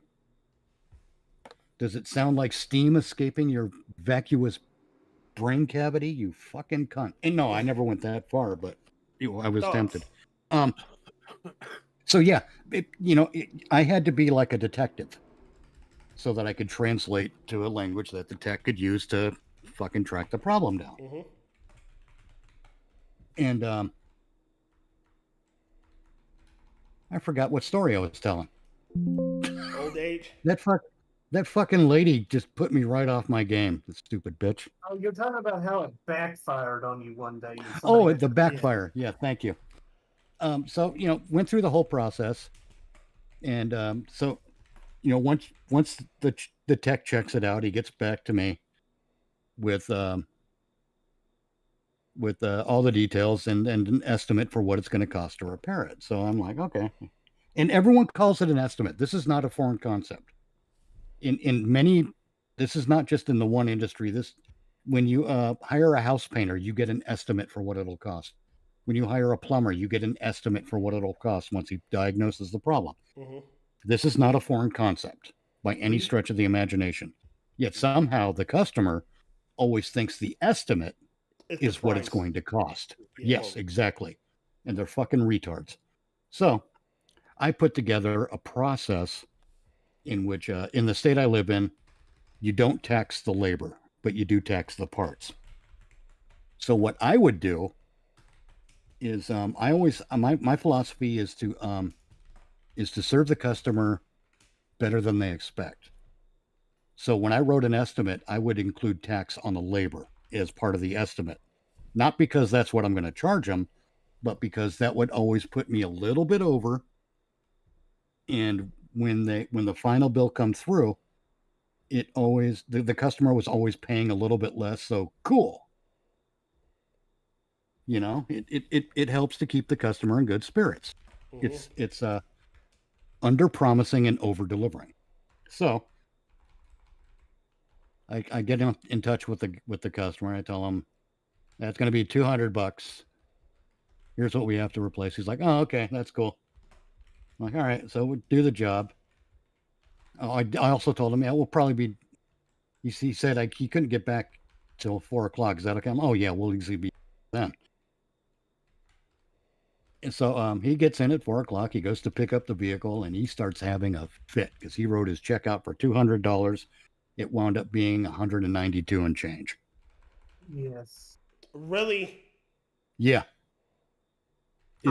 Is that just the dumbest fucking reason to lose your shit or what?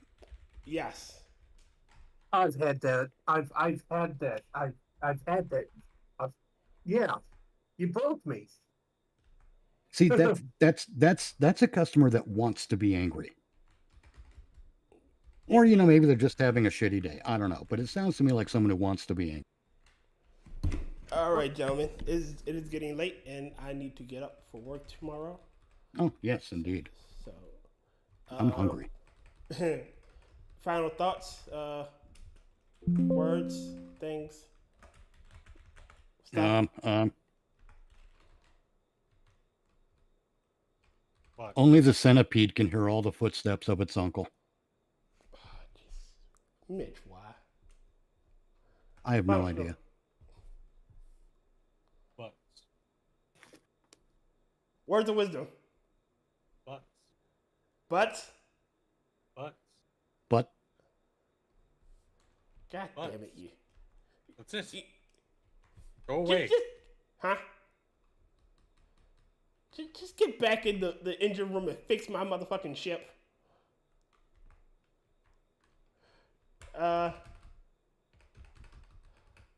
Travis?